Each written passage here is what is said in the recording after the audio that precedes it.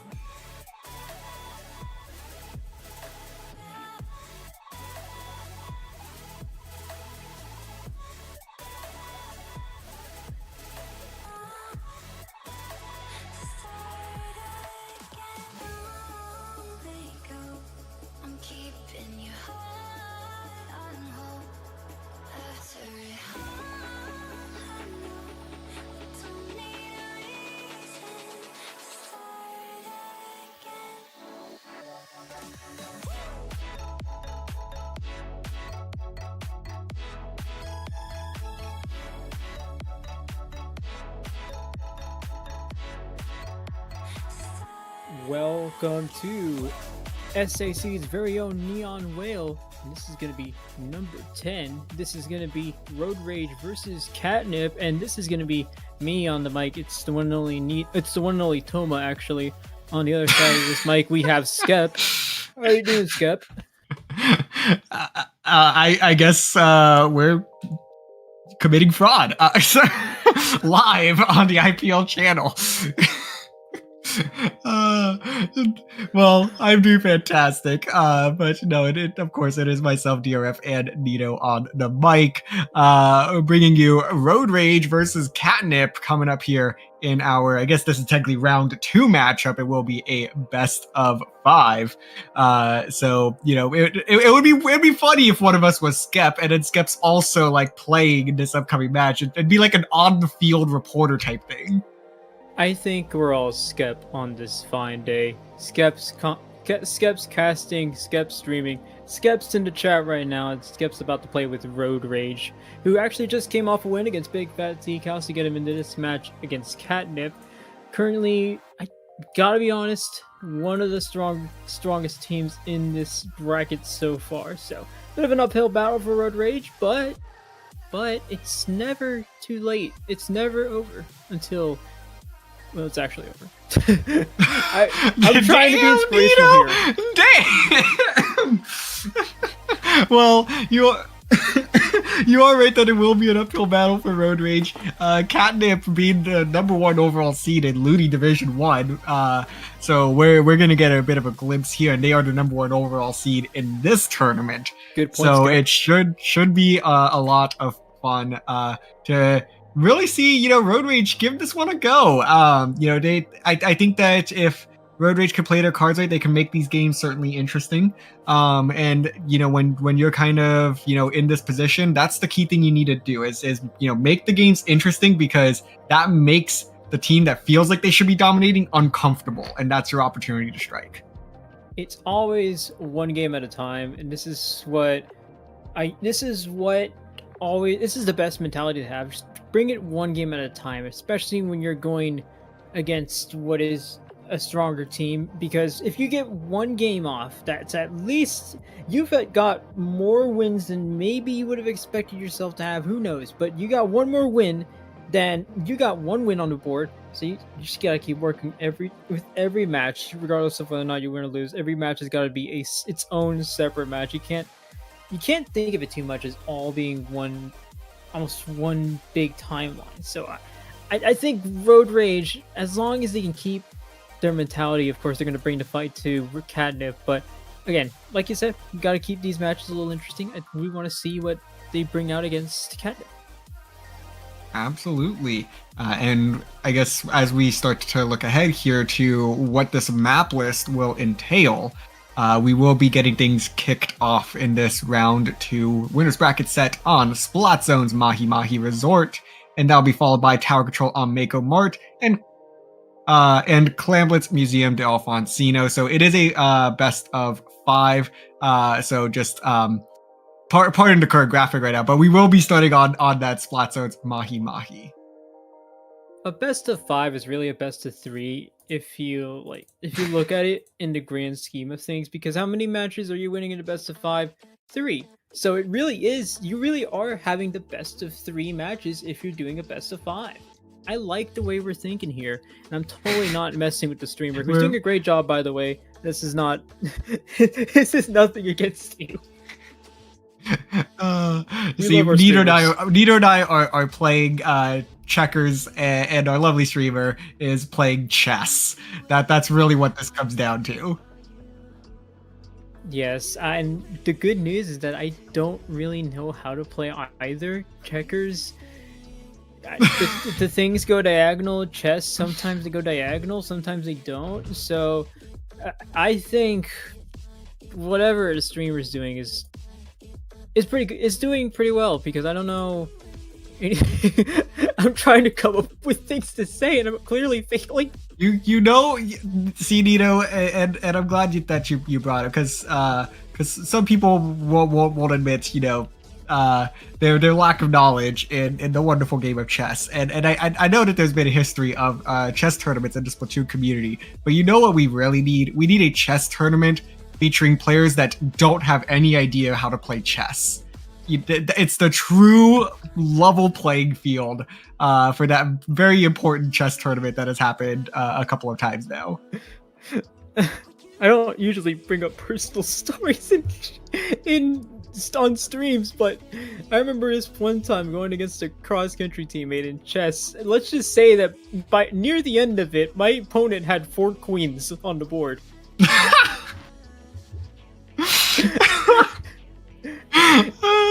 But the good news is that I didn't lose because it was chess.com, so I kept spamming the tie or like the draw game button, and he accidentally clicked yes, so I didn't lose. No shot.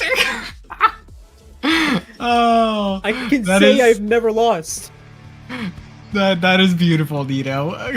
Well, we need to get you into that very important chess tournament next time. But this tournament is on. It is Neon Wail bringing you our round 2 matchup, first game on stream here. ROADRAGE versus CATNIP on Mahi Mahi Splat Zone. Take a look at these comps, Nito. What are you seeing? Okay, so I see 5th Gen on the Tetra. I know 5th Gen likes to play almost a textbook definition of skirmisher, so that's not a surprising pick from 5th Gen. Actually, CATNIP playing very aggressive here with this comp. They use that foil squeezer, and I'm assuming that's going to be serving as a pseudo anchor there, but ROADRAGE opting to go for a similar type comp. You have that Rapid Blaster Pro Deco probably being used as the anchor, but so far, CATNIP, I mean, look at how much paint there is on the ground for CATNIP. This is working out very well in CATNIP's favor. Absolutely, a good start there. Numbers were pretty even there for a minute, and I saw some great team fights out of ROADRAGE. But now they're looking to try to get out of their spawn. They do get a couple of picks here. This could be an opportunity, but this very aggressive bubble is going to make that difficult for them to drop safely. Seal somehow lives for a minute there. Is going to get the trade. This could be an opportunity for ROADRAGE as they get the second pick, but no, it's going to be 1-for-1 yet again. This is the last opportunity for ROADRAGE to try to neutralize this zone. They're going to get one shot at it. They will get the neutral. No! It will be CATNIP with that 100-0 push. And that's going to settle game number 1 in this best of 5. If you're just tuning in and you want an idea of how almost lopsided that match was against ROADRAGE, CATNIP, like within the last few ticks of the zone, no one from ROADRAGE was able to contest the zone there. There was one player on the zone already painting it for CATNIP, but I mean, my goodness, that was a very quick affair for CATNIP getting themselves on the board as we head into game 2, which is going to be I believe it was tower control on Mako. There we go, Mako Mart TC. So I don't know, that was pretty strong from CATNIP, if I do say so myself. So I don't know. You got. I'm kind of at a loss for words here. That was very quick. I think what was really interesting about that game, even though it was fairly one-sided, was just how much control CATNIP was able to have. Even though, like, at different times, for a split second, they were at a numbers disadvantage. Even when there was just 2 of them, they were still able to hold such an aggressive position and just make it brutal for ROADRAGE to have to just push themselves out of spawn to try to navigate towards that zone. It was quite a beautiful lockout there, just even with only 2 people at times. I do want to mention, thanks to that win by CATNIP, we have unlocked the rest of the map modes for the set. This is a best of 5, so that means CATNIP will need 2 more to win the set. But I mean, that is an interesting look into what I think CATNIP is going to roll with the rest of this. The rest of this match is just, if you have 3 players like what we saw from CATNIP, then TC Mako is going to be similar in terms of positioning. I mean, we just saw 3 people get sent forwards almost deep in enemy territory. So TC Mako, I'm expecting something similar. Probably going to send people in through plat or something similar. So TC Mako, I think we might see more of the same. Well, Oh. Ooh. Oh, and we're not going to see the same comps, that's for sure. Oh. As CATNIP is spicing it up here, we do get the Squeezer with Screen, a Wellstring, the Rage Blaster, and a Carbon Deco. That is certainly a combination that came out of the laboratory. I like the Wellspring pick here, especially when you saw what Road Rage was running the last set. The one thing I've seen it with Wellspring is that it's able to do so well for a tri-stringer type weapon to work as sort of an oppression or at least a suppressor for the opposing team. So they've already got two, or actually Road Rage now going to 2 players down. You might be able to clear this first checkpoint unless Seals goes down like that. Now it's going to be left to Dark, Devade, and Skep to try to hold on to that tower. Might actually be able to clear the checkpoint, and they do. Yeah, that was a good like little hokey pokey there that we saw out of Road Rage. There was just a couple players hovering right at the base of that tower, going back and forth, trying to just slowly press it forward. And now they are on a roll. Road Rage navigating to that second checkpoint. They will get cooler on the tower, provide a little bit of extra protection as well. But it's going to be the Carbon Deco trying to make a move. They do get one, could not find the double, despite both players being right in front of them. And this will be Road Rage continuing to press this tower forward all the way to that second checkpoint. But they're going to have to back up here for just a second. But now they got numbers to work with. And this could be even more points on the board for Road Rage. Well, you talk about the tables turning. It could not be any better for Road Rage. I mean, they're already up to the second checkpoint here. They might be able to clear it. They do. That's another triple on CATNIP. They might be able to get Potato here. That's a delayed wipe for Road Rage. This is an almost complete reversal. What we saw this last match, and there are just a few ticks away from getting the KO here. That's going to be a KO for Road Rage. What a response to bring into the set, tying it 1-1. Good on Road Rage, honestly. Like, that was such a dominant victory. They saw what CATNIP came out and they said, hey, they got too many cooks in the kitchen here. They're going to burn this food. And they absolutely punished that. Just taking away any path, any just possible bit of synergy, because it was clear they were kind of experimenting there with a comp, which, you know, after winning game 1 in the fashion that you did, I think it definitely gives you a little bit of that free-flowing energy just to be able to, like, hey, we can kind of, you know, start pulling some other stuff out, see if we can just continue to keep this momentum up. But Road Rage said, hey, we're going to bring that to a halt. And you better switch back to what you know if you want to win this set. First off, let me just go ahead and put this on the record. Road Rage, I owe y'all an apology. I wasn't familiar with your game. Secondly, like the previous match, no words here. I mean, this Road Rage team all of a sudden shows up with a comp that almost, and I do want to say it almost worked perfectly with what CATNIP brought along. I mean, they brought the blaster, they brought the Wellstring. Road Rage brought I think I want to say a similar comp in terms of aggression to what they brought the previous matchup. And what ends up happening there is that now Road Rage, pun intended, puts themselves in the driver's seat and says, hey, now I get to control the pace of the game here. I'm gonna be the one calling the shots here. And I think that's what got Road Rage into such a dominant position as CATNIP did of game 1. So now game 3, we're gonna see what both of these teams bring and how both of these teams played out. Yeah, and this one is gonna be big for these teams. As with Clamblitz Museum, this can be a lot slower at first. So we are going to be seeing a bit of a pivot here from CATNIP. I think this comp will allow them to play a little bit faster, have a little bit more ink than that last comp allowed them to. So it's going to be a little bit of a different game plan here for CATNIP, that's for sure. Ooh, I like the custom junior pick actually, because these torpedoes might help against aggressive plays like what Devade pulled off there, or nearly pulled off there, as 5th Gen actually gets another pick off of Seals. Skepson being in a little bit of trouble, has to back up there. And so far, it's CATNIP in the driver's seat yet again.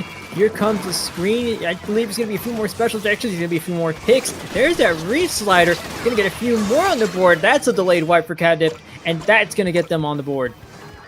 Absolutely. So they're going to get 2 plus a handful of change in here as well, all the way down to 42 points remaining. It looks like that's where this basket will stall for now, as we do see a wipeout. Road Rage getting the shutdown here. They're going to be quick to take over mid, and that's the type of play that we need to see out of Road Rage right now if they're going to try to flip this game, because that's a pretty big push in the opening minute. Wow, and pretty good response to boot. You've got one pick, at least with that Zuka, Seals does, and that's going to be 2 players going down as well. Here comes Road Rage, and similar to what we saw in that previous matchup, they're going to control their own pace here until the C Junior in front of side of CATNIP actually puts a stop to that. There could be a few more points on the board if they can reach that power clamp, but they get wiped in response, and that's going to be CATNIP coming in very quickly here, 5th gen. Doing what 5th gen does best, going to play the skirmisher role here and try to keep Road Rage back, making sure Road Rage doesn't overstep their boundary here as CATNIP gets set up very quickly here.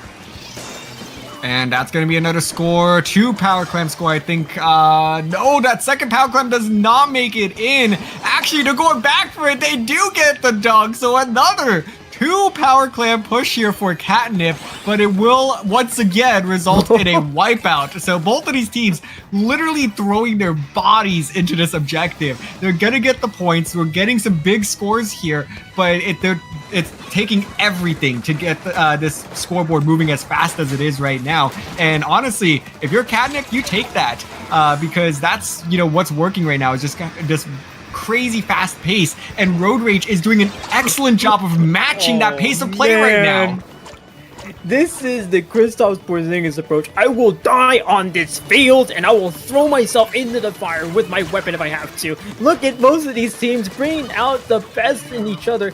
They've already got another wipeout after wipeout from after each and every push I see from most of these teams. And we still have a few players actually on the side of Road Rage on that enemy spinner for CATNIP.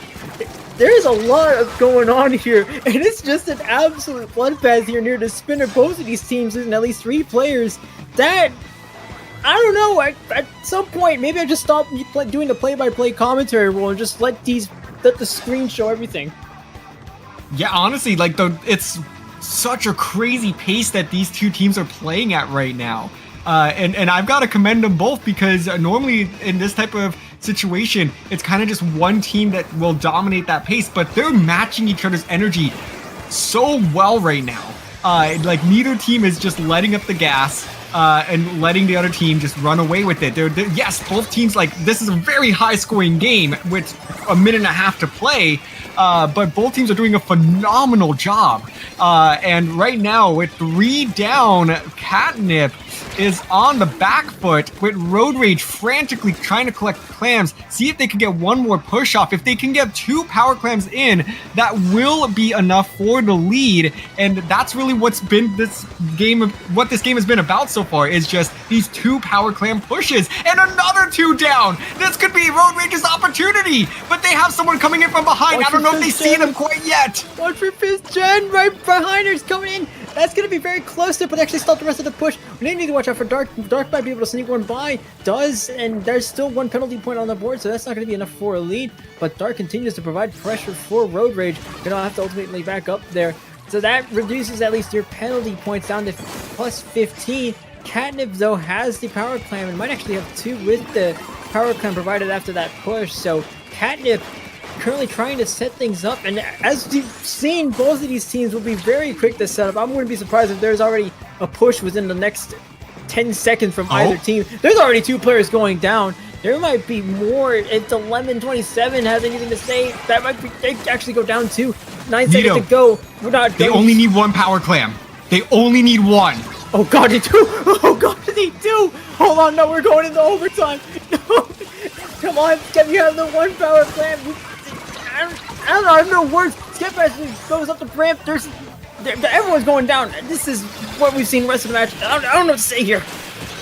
Oh, it's gonna come down to the wire, but it's a bloodbath, jumping in left and right. The power clam is moving forward. It is in inches short of the basket, and CATNIP holds on as Road Rage comes up with a massive game here, makes it interesting. Like we were saying, Nino, that's the key thing here. They made it interesting, and you have to be thinking that CATNIP is feeling just a little bit uncomfortable right now. Oh, goodness, this. Okay, so Road Rage, right? This is I can't remember my Ludi divs yet, but I know CATNIP, Div like you 4. said, Div 4, and then we're looking at CATNIP Div 1. I think at this rate, you're at Game 3, 1-2. Divisions no longer matter. Nothing in terms of ranking matters when you're having a set in which both teams are trading blows like it's an anime battle, like it's Dragon Ball Z. We're starting to see Vegeta versus Frieza or whatever. I haven't actually watched Dragon Ball, so I probably just said something wrong there. But I don't know. This goes far beyond ranking. Yeah, and honestly, like that ending there is I don't know quite the Super Bowl teams, the teams that were in that Super Bowl, but that one Super Bowl that literally ended with being tackled right at the end, the end zone, like literally like half a yard short.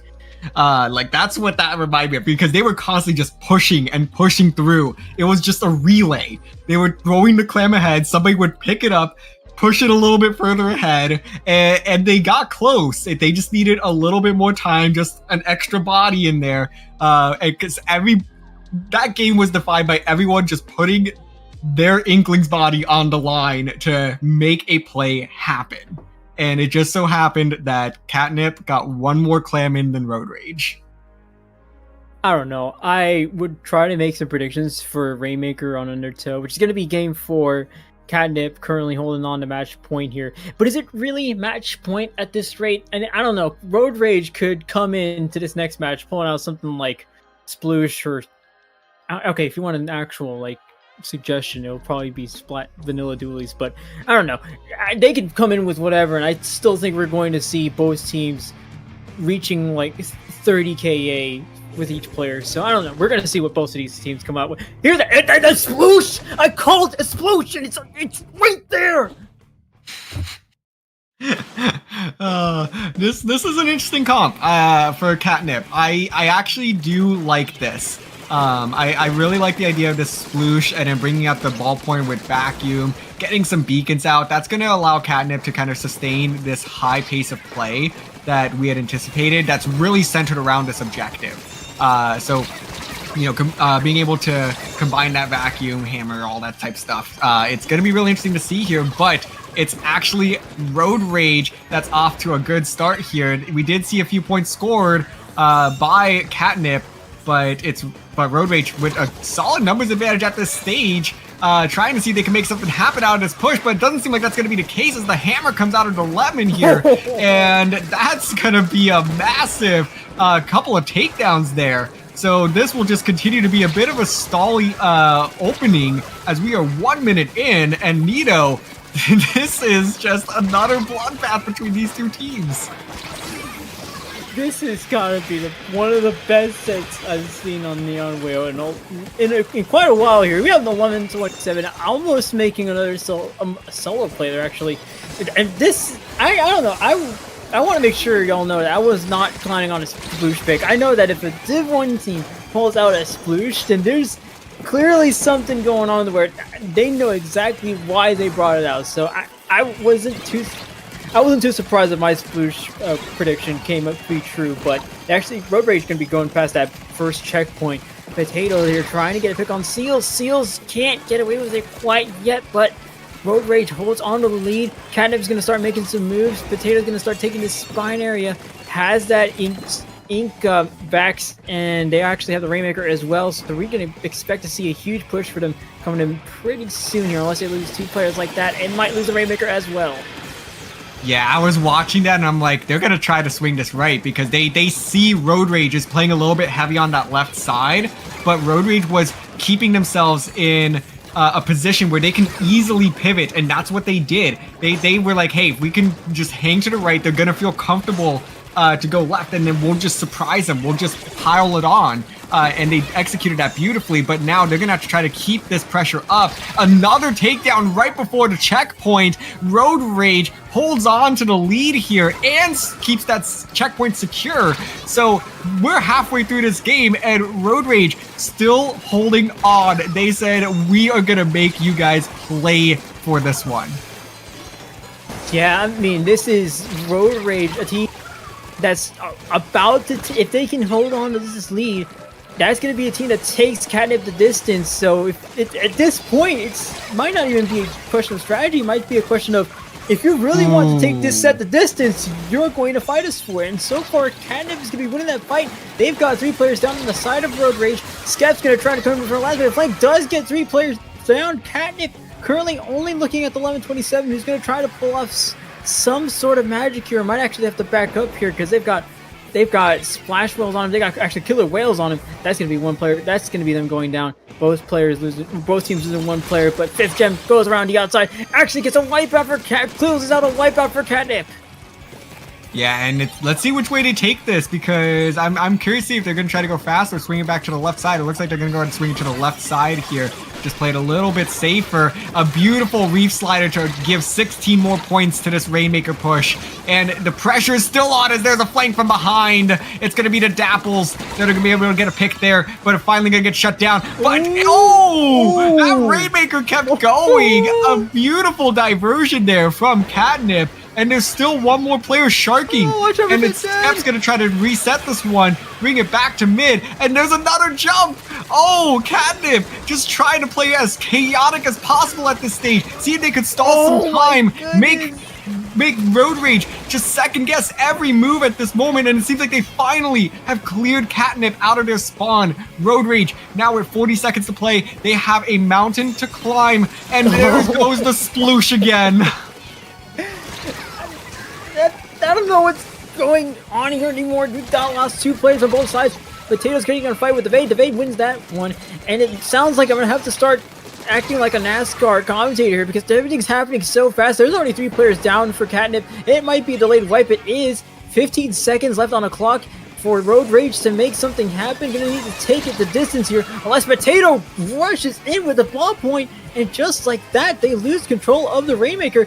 3 players already going down for CATNIP. This doesn't look like it might be over unless the Dapples have anything to say about it, and Road Rage takes it up, but that's gonna be CATNIP winning the set ultimately. Wow. I mean, on paper, like, this was 10 times more interesting than I think most folks were anticipating coming in. You know, people know CATNIP's resume. They know what they're capable of. But Road Rage said, screw the resume. Like, come on. Like, we're going to give you all a run for your money. And that they did.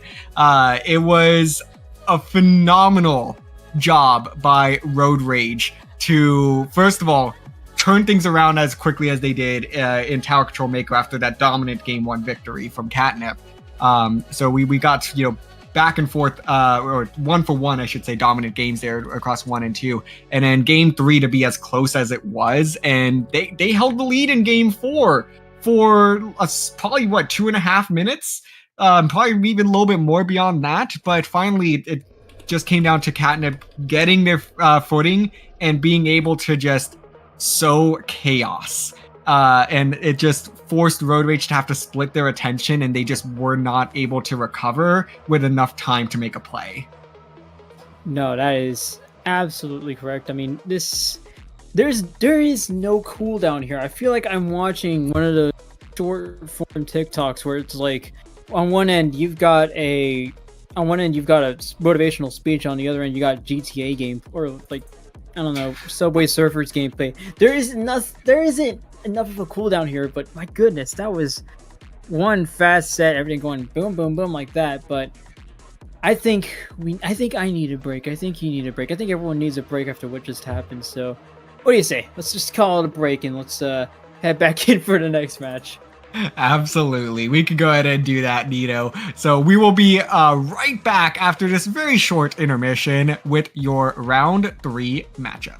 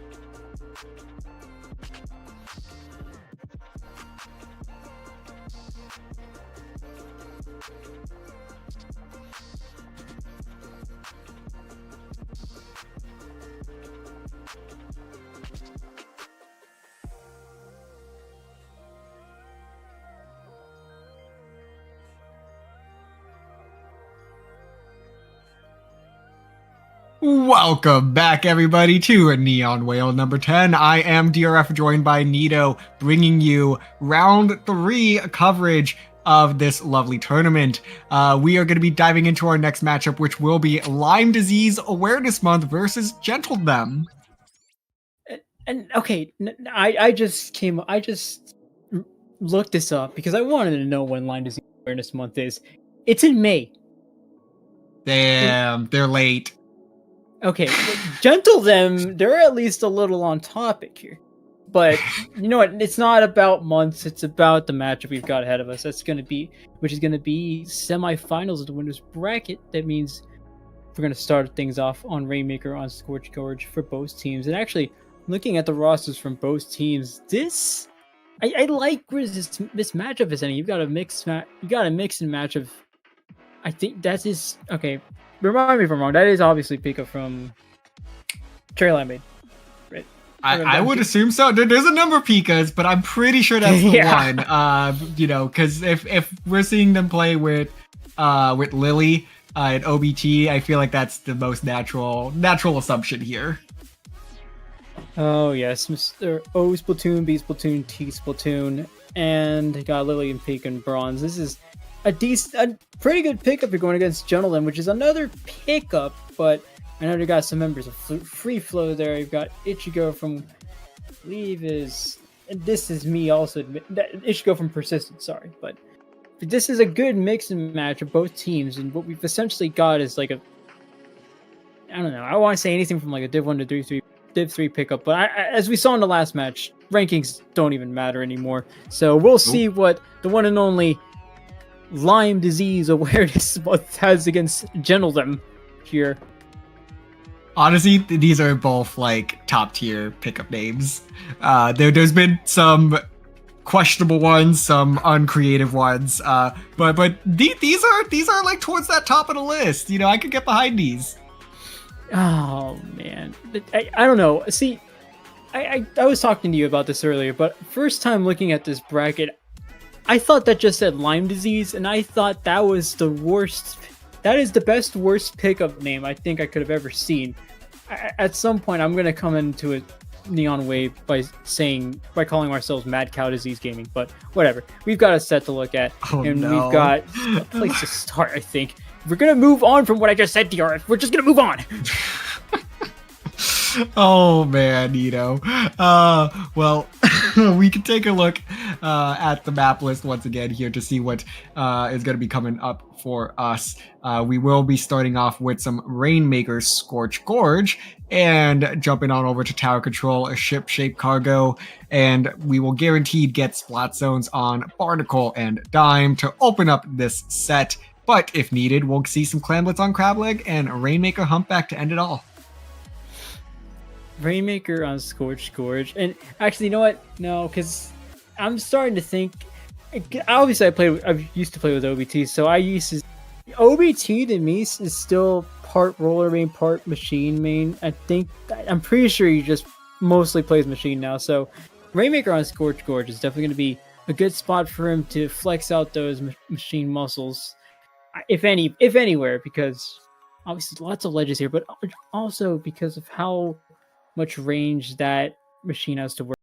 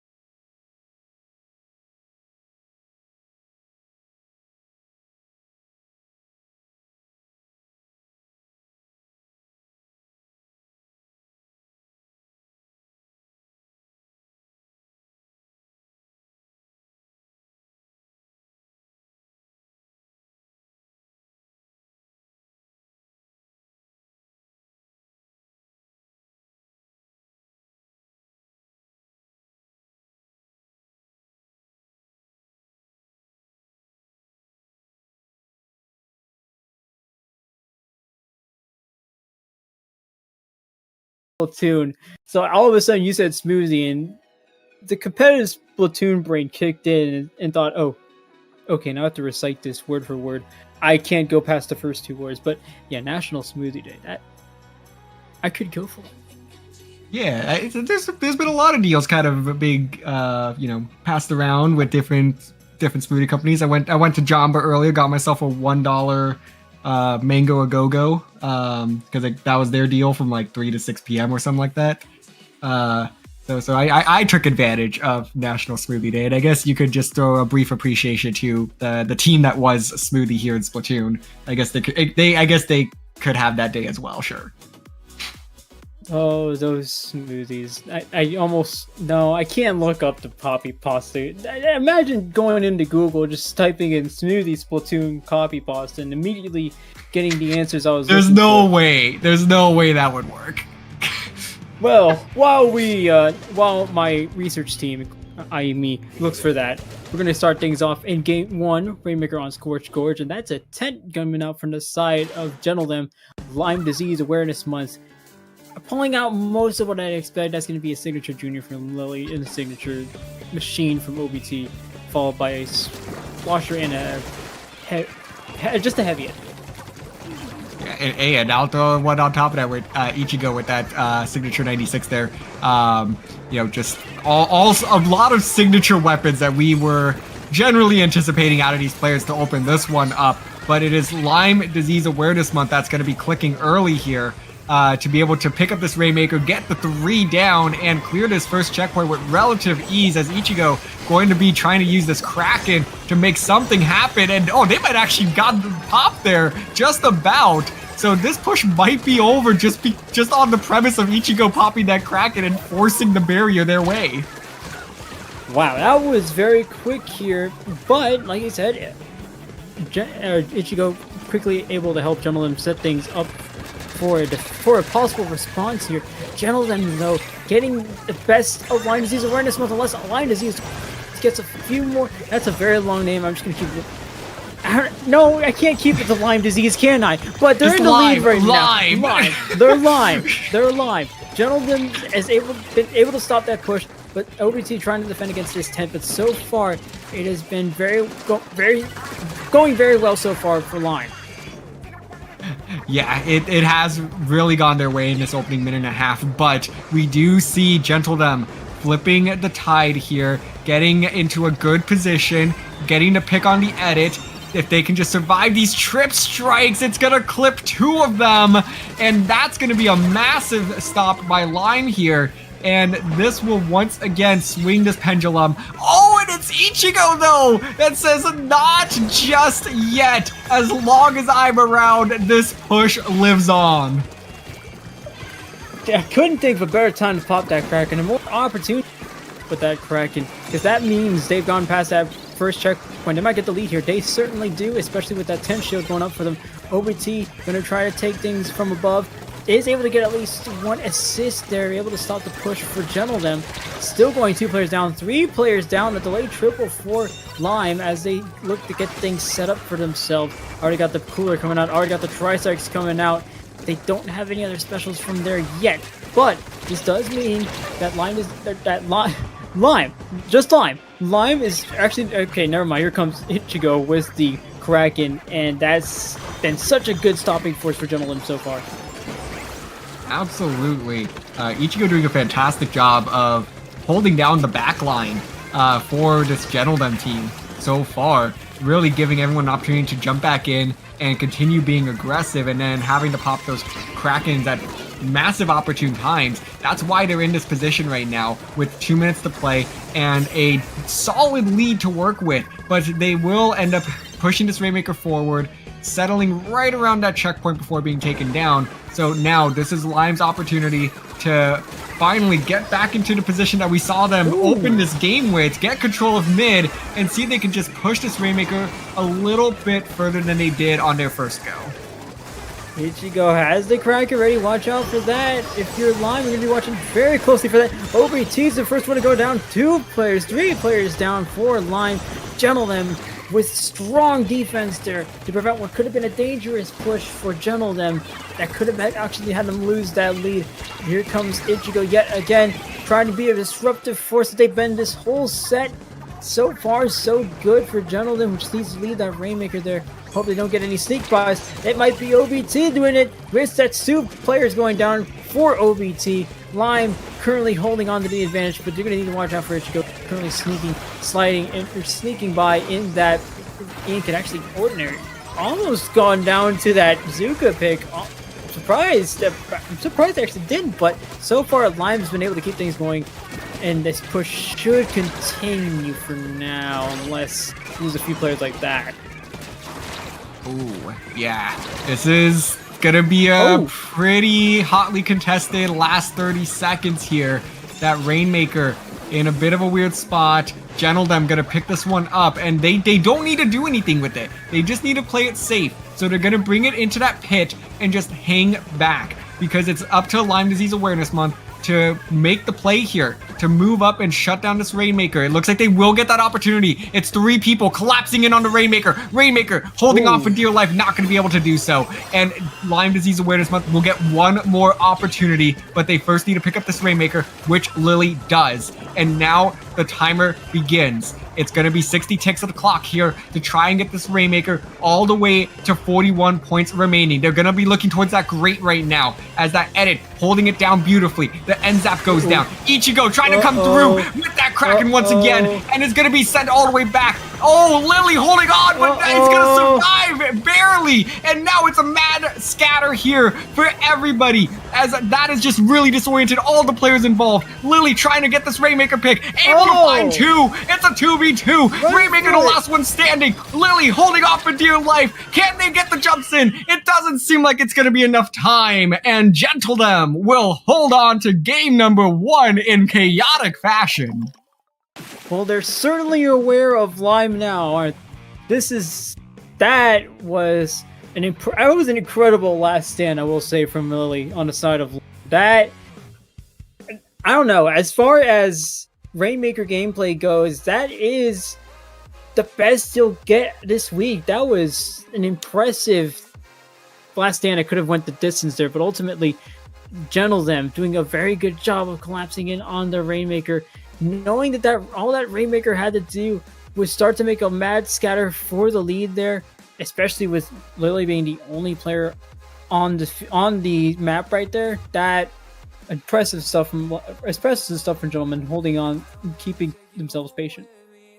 Absolutely. I know we talked a lot about Ichigo in that game just because it seemed like every time they pulled out the Kraken, they made a massive play with it. But it really was an all-around team effort there. As you know, I think one of the focal reasons why Lyme Disease Awareness Month was not able to make one of those late pushes prior to the overtime push was actually a double off of JJ that pulled out the Ink Zuka, took out 2, and even though it was Gentlethem that ended up with the numbers disadvantage, that 2 that was taken out with that Zuka prior just staggered Lyme Disease Awareness Month enough to be slow on the uptake, and it just bought everybody enough time to settle back into position, and that's why that push never really got anywhere. So it's just overall a fantastic team effort, but those were some beautiful Krakens by Ichigo for sure. Oh man, the last few sets we've had on stream are sets in which you need to make sure you're sitting at your desk with a bowl of popcorn, a drink, some sort of drink in your hand, and just know that you're gonna be sitting here for a while, because all of these games could have easily gone a distance, and I highly expect this one to do the same. But if anything, it's going to be tower control on ship shape, in which Gentlethem actually either continues this sort of momentum and continues how well they've been able to work as a cohesive team, or Lyme comes in with how competitive they've been during out that game 1 and shows just how much more they can do in game 2. Well, let's take a look at what these teams load in with though for game number 2. It looks like we are mostly getting the same type of stuff here. Yeah, no, that is pretty much the exact same we saw from the last set. We got, obviously, Ichigo with how well that Kraken was able to work, and how well these fights are able to work for Gentlethem.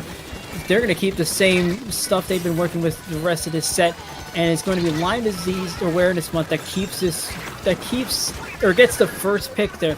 They only go up to 94 remaining, so it's not going to take much for Gentlethem to get themselves on the board as well, especially when they've got a few more picks on the board like that. Gentlethem's going to take the first stab at checkpoint 1. Yeah, and openings on this map mode in particular are just so important. You need to get off to a strong opening because this is one of those map modes that if you're sloppy in the opening, you get staggered, things can spiral out of control very, very quickly, as we are seeing Gentlethem already surpassing that 35-point remaining mark, already approaching that final checkpoint.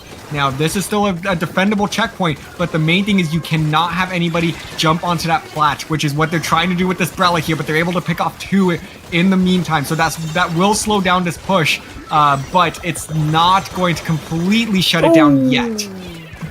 Wow, okay, the quick flick there with the Kraken too. And we get one more pick on for the side of Gentlemen. They've already got all the checkpoints passed. They've got another pick with that Zuka from JJ. There's going to be a few more. There might be a few more picks on the board, especially with Ichigo playing very aggressively here. You see the positioning that this team is putting on display here. Just making sure they know exactly what kind of fights they're about to take and what kind of positions, especially because look at how Ichigo is taking this high ground here and now taking a Kraken here as well, which has been able to work out so well for them. This might be a wash here. There's already 3 players down. That's going to be a few more. That's going to be enough for them to go up 2-0. Yeah, that's it on that one. So, like we were saying, the openings on tower control ship shape are just so crucial. If you get off to the better opening, you're really just increasing your odds by a solid, 50%, I guess I should. If we're saying 50-50 odds at the beginning, I think if the team that gets the better opening really is going to give themselves a solid, 30% boost.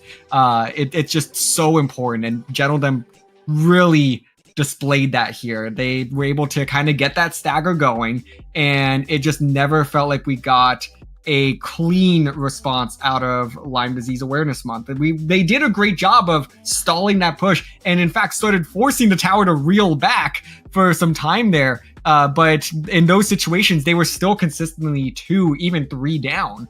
So they just were never able to quite get their footing there. And it was just Gentlethem just really pushing through to try to get that one across the line. I mean, you said it. That is the Kraken. And ultimately, the Kraken's going to be the one on tower because obviously we've got so close to the KO. Why not at that point? But with how well, I think Gentlethem currently up 2-0, and especially even in game 2, they were so confident in how well they're able to take fights on their own, and that it doesn't seem like it's not completely uncoordinated, but it also seems like they're so confident in themselves that they are able to just go in and pick fights, maybe win fights. We're going to see how that plays out here, as we actually see Lyme make a bit of a comp change. There's also a comp change from the side of Gentlethem. We've seen the orange zap coming out. And that pencil. So definitely a few adjustments here. I think the goal is to try and increase a little bit of that paint output from both sides, it seems. But also bringing in that range blaster just to provide a little bit more of that chipping damage, which I think will help Lyme Disease Awareness Month try to get some cleaner picks here. And here comes Ichigo with the Kraken. Oh, actually gets stopped there by one of the blocks. Nearly misses out on that pick with Pika. But so far, so good for Gentlethem. Retakes control of his own. Currently going to try to hold on there. It's JJ and Ichigo on zone painting duty there. But Lyme quickly coming in with the response. You can already hear the Kraken. That's actually going to be coming out from Pika here.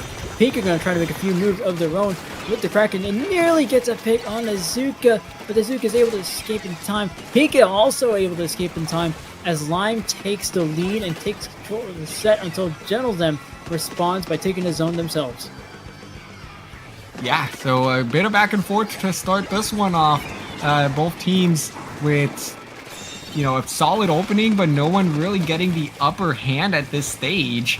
So it's just going to continue to be a bit of a scrappy opening here. as we do see the Zuka coming out from Swishies here, and Ichigo trying to follow up with that Kraken is able to get another pick there.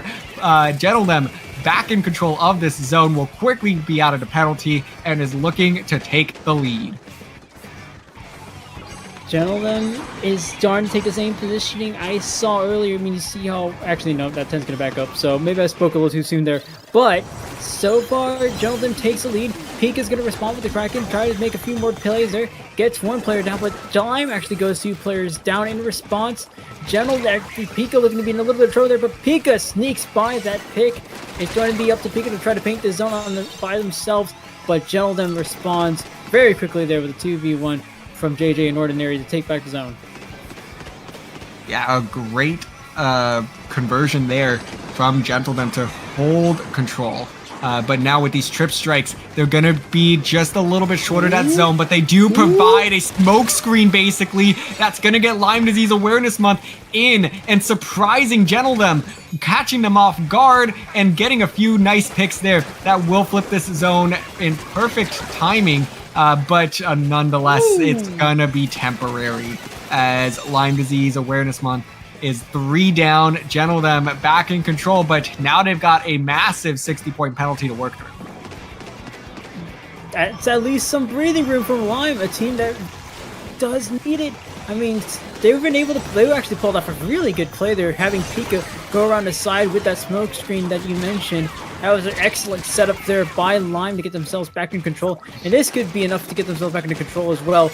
If they're able to pick on Ordinary, which they do. But JJ responds with a pick of their own. Lyme actually takes control of the zone. It's not going to take long for them to get rid of those penalty points. They're actually taking down very quickly here as Lyme continues to push slightly more forward with every advantage they get.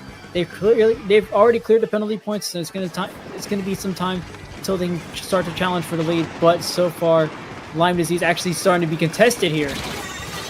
Yeah, whoa, that zone flipped in a hurry. It was teetering for a little bit, but I didn't think they were quite in a position yet to flip it as fast as they did. Curious to see what ultimately forced that flip. But nonetheless, Gentlethem back in control with a much more workable penalty at this stage. So they will be out of the penalty, and it's going to be Lyme Disease Awareness Month with one opportunity to make a play. Trip strikes are out, but not quite in sync as what they had last time. It's going to be a 2v4 situation, and this one is over as Gentlethem will complete the sweep and advance to winners finals. Well, blink and you miss it. It's like that zone retake that you were talking about. It happened almost quickly as I was reaching for water. I looked back and immediately Gentlethem's right back to where they started. And that's going to be Gentlethem earning themselves a ticket, like you said, in the winners finals, where they will be facing CATNIP, who recently won 3-0 against Crossfire. That's going to be Lyme Disease going down to losers round 3, going to take on retake KO. But goodness, Gentlethem, that was almost I want to say it, almost a complete turning of the tables from the last set we saw, where Gentlethem proving to be very dominant here in this set. Absolutely. We saw some, good back and forth there in game number 1, but it really was just a matter of time for Gentlethem trying to just get some momentum built up, and they just ran away with it in game 2 and game 3, ultimately running away with it again, although it was a little bit more contested that time. So they're feeling themselves right now. So it's going to be interesting to see how this force that's coming into winners finals takes on a team like CATNIP. Both teams sweeping their way through those winners semifinals. So that's going to be a really interesting matchup up ahead. I want to say it's almost the exact same path. CATNIP had a pretty close set against ROADRAGE. Gentlethem just almost looks, for the score alone, it looks like Gentlethem just barely scrapes off a win in round 2.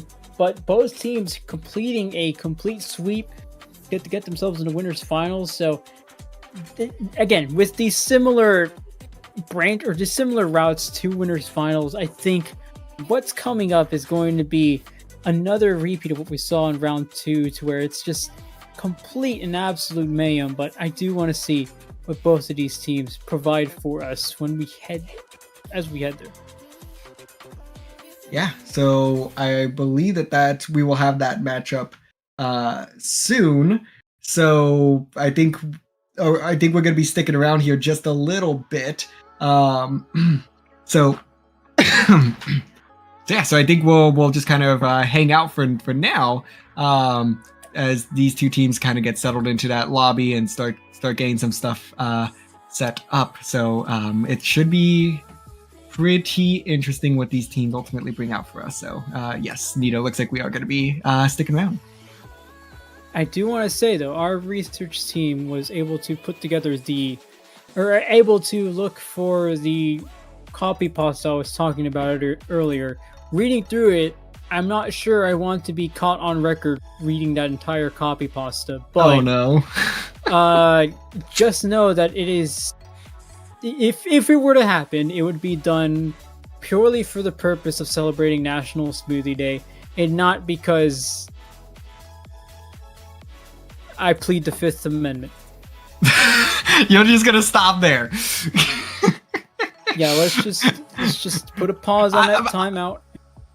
I, for one, I might have just not watched enough smoothie sets, to be quite frank, because I do not remember this copy pasta, that's for sure, because I think I would have recognized it the minute I saw it. And as soon as it got posted to our production chat, I was like, that is the copy pasta we're talking about? So I don't blame you, Nito, for not wanting to have an audiobook be published with you reading it. No, if anything, it's going to be... I don't know. I know I've seen competitive Splatoon figures doing little recordings of themselves saying things. One thing that always comes to mind whenever I think about very specific moments like this, which happens once every year, but whenever I do think about it, I think about JPEG reading the entire low ink rule set in an ASMR, or not an ASMR, but like one of those things where you can sit down and just sit by the campfire and listen to, or let's sit by. Yeah, it was like a fireside chat almost, but just, you know, JPEG reading to you. Oh, good old Jonathan PG. That's his full name. I've just decided, actually. Jonathan PG. It's like you're Donathan RF. Yes, that is clearly, you know, my name and what DRF stands for. So I've heard it all in the book. So we'll go ahead and let the chat speculate on what those various acronyms could actually mean. But in the meantime, we are going to cut to a quick break for our producer here. So we will be back with winners finals in just a moment. Stay tuned, folks. You're not going to want to miss this.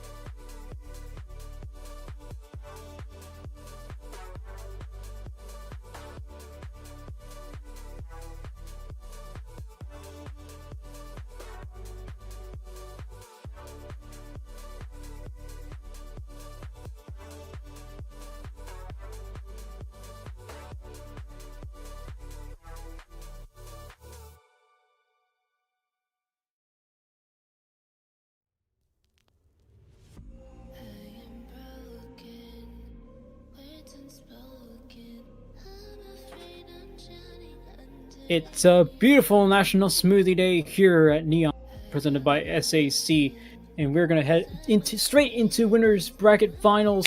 It's gonna be CATNIP versus Gentlethem. I'm gonna be Nino, joined by my partner in crime, DRF, whose acronym we have yet to figure out. It will remain a mystery for as long as you all exist. But what will not remain a mystery is who's gonna take this set here and punch their ticket to grand finals.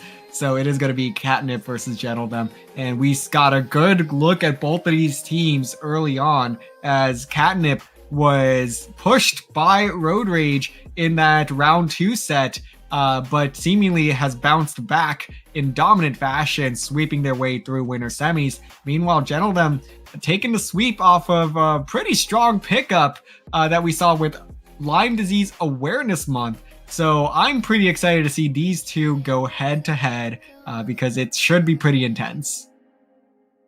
Yeah, and I talked about this before we left. This is a similar route both teams have taken. A close match to start off, then you sweep your way into winners finals. So in essence and in paper, this should look like a pretty close set, which, I mean, considering the matches we've gotten so far, coming off of Gentlethem, who just swept away in, and coming off of the first match, which was, goodness, I don't know if we're going to top that, but if anything's going to top it, it might just be this one, and it might just start in tower control on Manta Maria. I think that might is a certain thing, that it will be tower control on Manta Maria that is on deck for this one. So we will have to kind of see what these teams are going to bring out here, because CATNIP has been in the kitchen today, coming up with some unique composition. So I'm curious to see what they're going to approach Gentlethem with. But as we load in, we will answer that here real soon. So let's take a look at these comps, and Nito, go ahead and take it away. Let's talk about what these teams are bringing out. Okay, it's Splatoon Viper. I like that start from CATNIP, going to what works very well for them. having the Lemon 27 actually work as possible. Actually, no, 5th gen is going to continue to work as a skirmisher. They got the range blaster, so they can at least keep their distance here, but still poke around. And the Gentlethem, by the way, keeping a similar comp, or actually almost the exact same comp that they kept from the previous sets. So far so good for CATNIP, actually, as they get the first pick. First few points on the board as they hop onto the tower. That's going to be T-Girl Wrath taking the tower, taking first dibs there. Swishy's trying to make something work with that tent. Ultimately going to have to back up. Doesn't find a target there. But the Lemon 27 is going to be the one getting straight to work. And they're going to see what response they have to Ichigo's Kraken that might get so close to pick your potato and does get that pick. I love that we are basically guaranteed a kill every time we pivot over to Ichigo on Kraken. It's just automatic right now. But it is going to continue to be a hotly contested mid as we see 2 down on either side. That Zuka going to just be hitting right on the side of that wall. They're not going to find any value this time. But we are 1 minute in, and this tower really has not made any meaningful progress other than clearing that first checkpoint for CATNIP. But it's going to continue to seemingly be a bit of back and forth here. 2 down on either side yet again, Oh, what is it going to take for one of these teams to make a breakthrough? Is this starting to be like a traditional, was this traditional CATNIP set is like we just see maybe a few points on the board, but ultimately both teams are going to just go ham at each other. I mean, so far, Gentlethem, as long as they keep to their own confidence and how well they've been able to play in terms of fights, I think they can still bring the fight to CATNIP because that confidence is what got them that complete sweep against Lyme in that previous set. So it seems to work out better when they know what they're doing and they know just how to work well off of each other. And it seems like it's still working to perfection here. We've got Ichigo currently serving as some sort of, possibly serving as a distraction there. At least got Gentlethem up to the next checkpoint to 60 remaining. But that's going to be where that push stops for now. They look for a few more picks, possibly with that Zuka. The Zuka does not find his target there. Yeah, and it seems like this push might stall here. As Ichigo is going to be the last one standing. Oh no, that's actually a couple of jump hits that came in there. And it's going to be Gentlethem back at full strength just like that. So that's why you always need to take care of your life. Your life is the most important thing in this game. And that's exactly why, because if you don't have anybody down, it is just a free ride for the other team to advance that objective, and they will get it all the way down to 57 remaining, but they're going to hop off that tower. It's slowing down. They're going to have to try to fight for the second checkpoint now, not getting as many points as they may have hoped for, and this tower is going to stall yet again, but it seems like the members of Gentlethem safely back in mid, get the double, and are back in the driver's seat. Oh, you just can't put them away, Nito. Smooth sailing for Gentlethem, and it's ironic that we're on Manta because, I mean, look at how well Gentlethem just goes straight back to business. It's almost like they never had that disadvantage to begin with. They've already gotten 3 players down already on the side of CATNIP.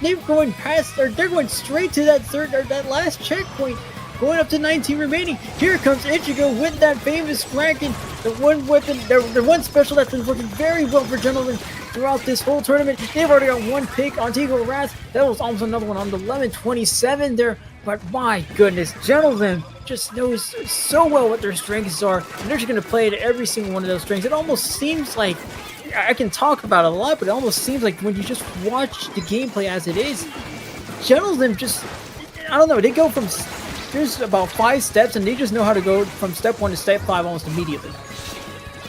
Yeah, they're executing very well right now, being able to take on these 2v1 opportunities just like that. They do get a couple of trades here and there, but for right now, that's going to be in their favor. As long as one member is alive on the side of Gentlethem, CATNIP needs to be worried.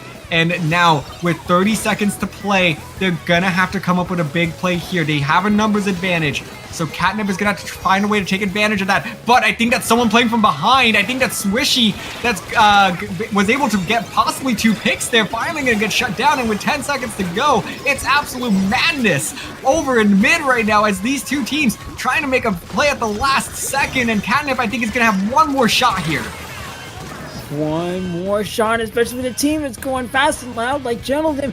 You need to take advantage of one more shot as much as you can, but those 2v1s, like you mentioned, those 2v1s working so well for Gentlethem actually seals the deal for them in game 1 here, starting off Gentlethem very strongly here. I mean, it's like I mentioned earlier, I can talk all I want, but ultimately you watch the gameplay on its own, it's like Gentlethem just knows how to go from step 1 to step 5 in a split second. Yeah, they did an amazing job there. I think it's one of those situations where as long as the team isn't white, it feels like you're facing the entire team. Like, Gentlethem could be 3 down, and all it takes is one member, and you're kind of like hesitating a little. You're like, oh, shoot. They're going to get some jump-ins. They're doing a great job. They're holding a good position just by themselves. It just felt like that CATNIP was never able to reestablish themselves to get another push off, following the first one we saw in the opening minute. It was just, that's one of the scariest teams that you can face. It's just a team that it just always feels like you're fighting all 4 of them, no matter how many people are out. And not only are you fighting all 4 of them, but it feels like you're fighting all 4 of them almost constantly. I mean, I talked earlier about how this team went from going down to a huge numbers disadvantage that theoretically CATNIP should be able to snap at almost immediately, but Gentlethem already has all 4 players back in position. Not only that, they get past the checkpoint, and then they get another like double or triple on CATNIP, and all of a sudden it seems like they never left there to begin with. So not only are you fighting a 4 players not only are you fighting all 4 plays, but you're fighting all 4 plays at almost all the time. So Rainmaker on Hagglefish, I want to see if any of this changes, but so far Gentlethem has caught my eye so far. That's going to be a scope or ZF scope coming out from CATNIP, by the way. So yeah, they're going to make some adjustments here and see what they can work with. So that ZNF scope, plus the wiper and shot coming out once again. So going to be interesting to see how this kind of works together. So not quite sure to see, not quite sure exactly how this is going to pan out for them.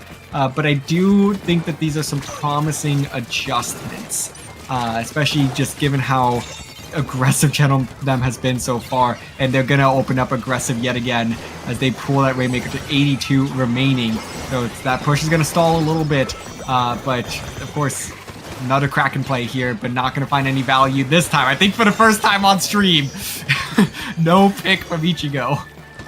I think I can see where the skill pick is going, because the only thing that slows down Gentlethem at this rate is going to be picking these players off one by one. So maybe that's what the pick is going for here, but it's certainly not working here because they've already got a triple. That's a delayed wipe for Gentlethem.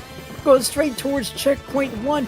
They could very easily be able to make this jump onto, or actually near this pillow here. So this could be another huge push, unless Tilgorath has anything to say about it. It might have been them, might have been any of these players that are around the Rainmaker then, but that's going to be CATNIP coming up with a crucial stop here.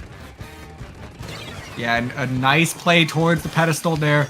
It seems like, I think JJ's still behind enemy lines, trying to get a couple of picks here. And that was honestly a pretty big play there. JJ had been sharking for quite a while, got a pick, and forced CATNIP to try to make that Rainmaker with just 2 members. And that was able to provide their team enough, man-to-man coverage there to be able to shut down that Rainmaker to hold on to this lead. So Gentlethem still holding on, and they're in a great spot right now, but it's CATNIP that seems to have more map control to work with, despite the numbers disadvantage at this stage. But Gentlethem looking to make a statement on this play here. And the statement they're making, that's already 2 for Ichigo. We saw one play where the Kraken, but immediately we're going back to the standard Kraken play here we see from Ichigo as 2 players go down there. CATNIP's trying to set things up for another push here. They haven't cleared the pedestal or cleared a checkpoint yet, but they got very, very close to doing so. They might be able to try to get something going here, but the 127 goes down. There's going to be a Strizuka coming out from the side of Gentlethem, trying to get a few picks. That could have been close there for JJ, I almost saw a few picks there. JJ is going to still see a pick going around the side there. Potato's in a little bit of trouble here, might have to back up. Does so, goes up to the 10, still goes down. JJ, persistence there, is able to help them to clear that pick as 1127 gets a pick of their own. This Rainmaker, it honestly seems like this Rainmaker's just gonna hang out in mid right now. Neither team wants to touch it or is in a position to really touch it. So I'm curious to see how long that Rainmaker just goes unbothered. Because as of right now, Gentlethem, they don't need to make a play. Like, yes, you want to see if you can get that opening to make the jump from checkpoint onto plat, but it seems like they're just disinterested. As long as CATNIP is at a numbers disadvantage, they're not going to pick up this Rainmaker. They're not.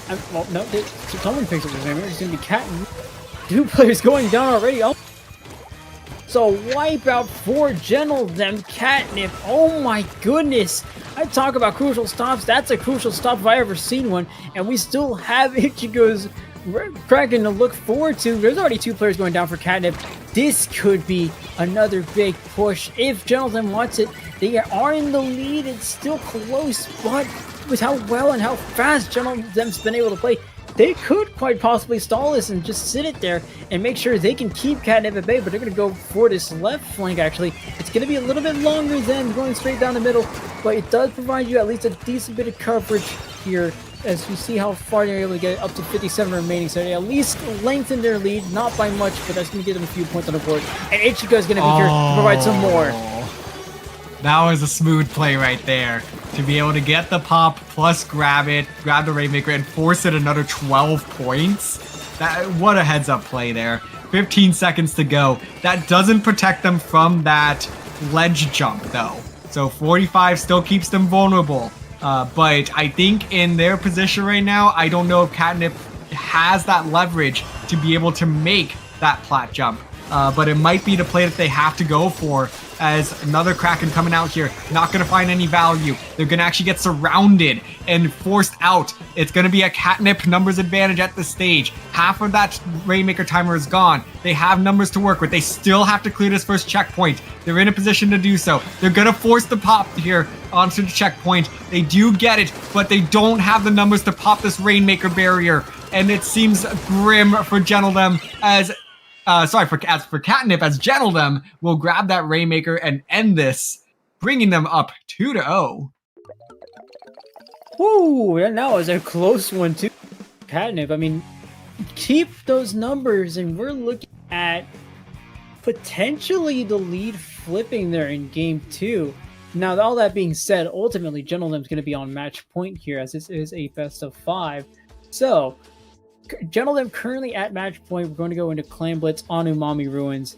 I mean, so far for a team that's been able to play fast and loud, we're starting to look closer at what that CATNIP set against Road Rage looked like, to where there's a few points being scored, but ultimately it's in these numbers advantages and disadvantages where the actual game is being played. Yeah. It absolutely is. I think the thing that was almost rather humorous in that last game was it just seemed like Gentlethem were like, just leave the Rainmaker. Like, why are we gonna play objective when we can just kill? And that's what they did for about 2-3 minutes there.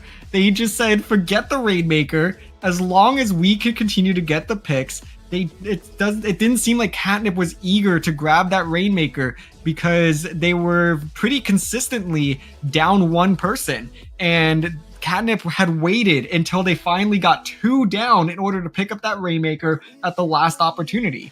So we could see something similar here as we get ready for Clan Blitz on Umami Ruins, but it's been quite the interesting dynamic so far, and I'm curious to see if CATNIP has one more adjustment in their pockets here. Oh, there's a 52 deco. You talk about adjustments, that's going to be an adjustment for you. You've actually got the pencil coming out as well, so clearly speed is going to be what they're looking for. if you want to match the pace of Gentlemen, a pencil is certainly going to help. And actually, with the weapons they've been pulling out here, they're going to force themselves into these close-range situations. So certainly looking at aggression, certainly looking at keeping up the pace. As two players already going down for Gentlemen, but CATNIP goes down one player themselves, two players themselves as well. Both of these teams are already trading blows, and we haven't even gone up to 30 seconds into the match. There's already the screen coming out from CATNIP, but one of the players going down. Things are looking so back and forth that Ichigo's already at the opposing, at CATNIP's basket, going for Potato, but ultimately chooses to back up there.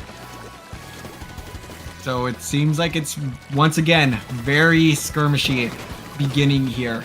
Neither team has the upper hand at this stage. Clams pretty evenly distributed so far, but it seems like CATNIP's going to be the first one to build a power clam, but that's going to get quickly shut down. 2 down on either side. Some jumps coming in to try to keep up the aggression. Going to somewhat be punished there, I think. Again, it's just absolute chaos. And it seems like, though, CATNIP is on the cusp of an opening push. If they can just find one more pick, it's going to be a trade. So they're going to continue to just hold their position in mid and try to utilize some of this range. Zuka out. If the Zuka can't pick, they will most certainly push. The screen could provide the coverage they need now. And there it is. Here's the move from CATNIP. 2 down on the side of Gentlethem. And this push is on. Okay, I was about to say, if we don't see a push in the next 30 seconds, I'm going to just start going over Clan Blitz overtime in case we... But CATNIP does get a successful opening, and then a few more picks, so 50 points and then some, as CATNIP is starting to show a similar level of dominance that we saw in that previous set against ROADRAGE, but up to 32 points remaining. CATNIP goes. Gentlethem starting to put a bit of an end to this push. There's already 2 players going down for CATNIP, but Gentlethem still or CATNIP rather, putting a few more points on the board, making sure they're going to keep this, making sure they can keep this set going.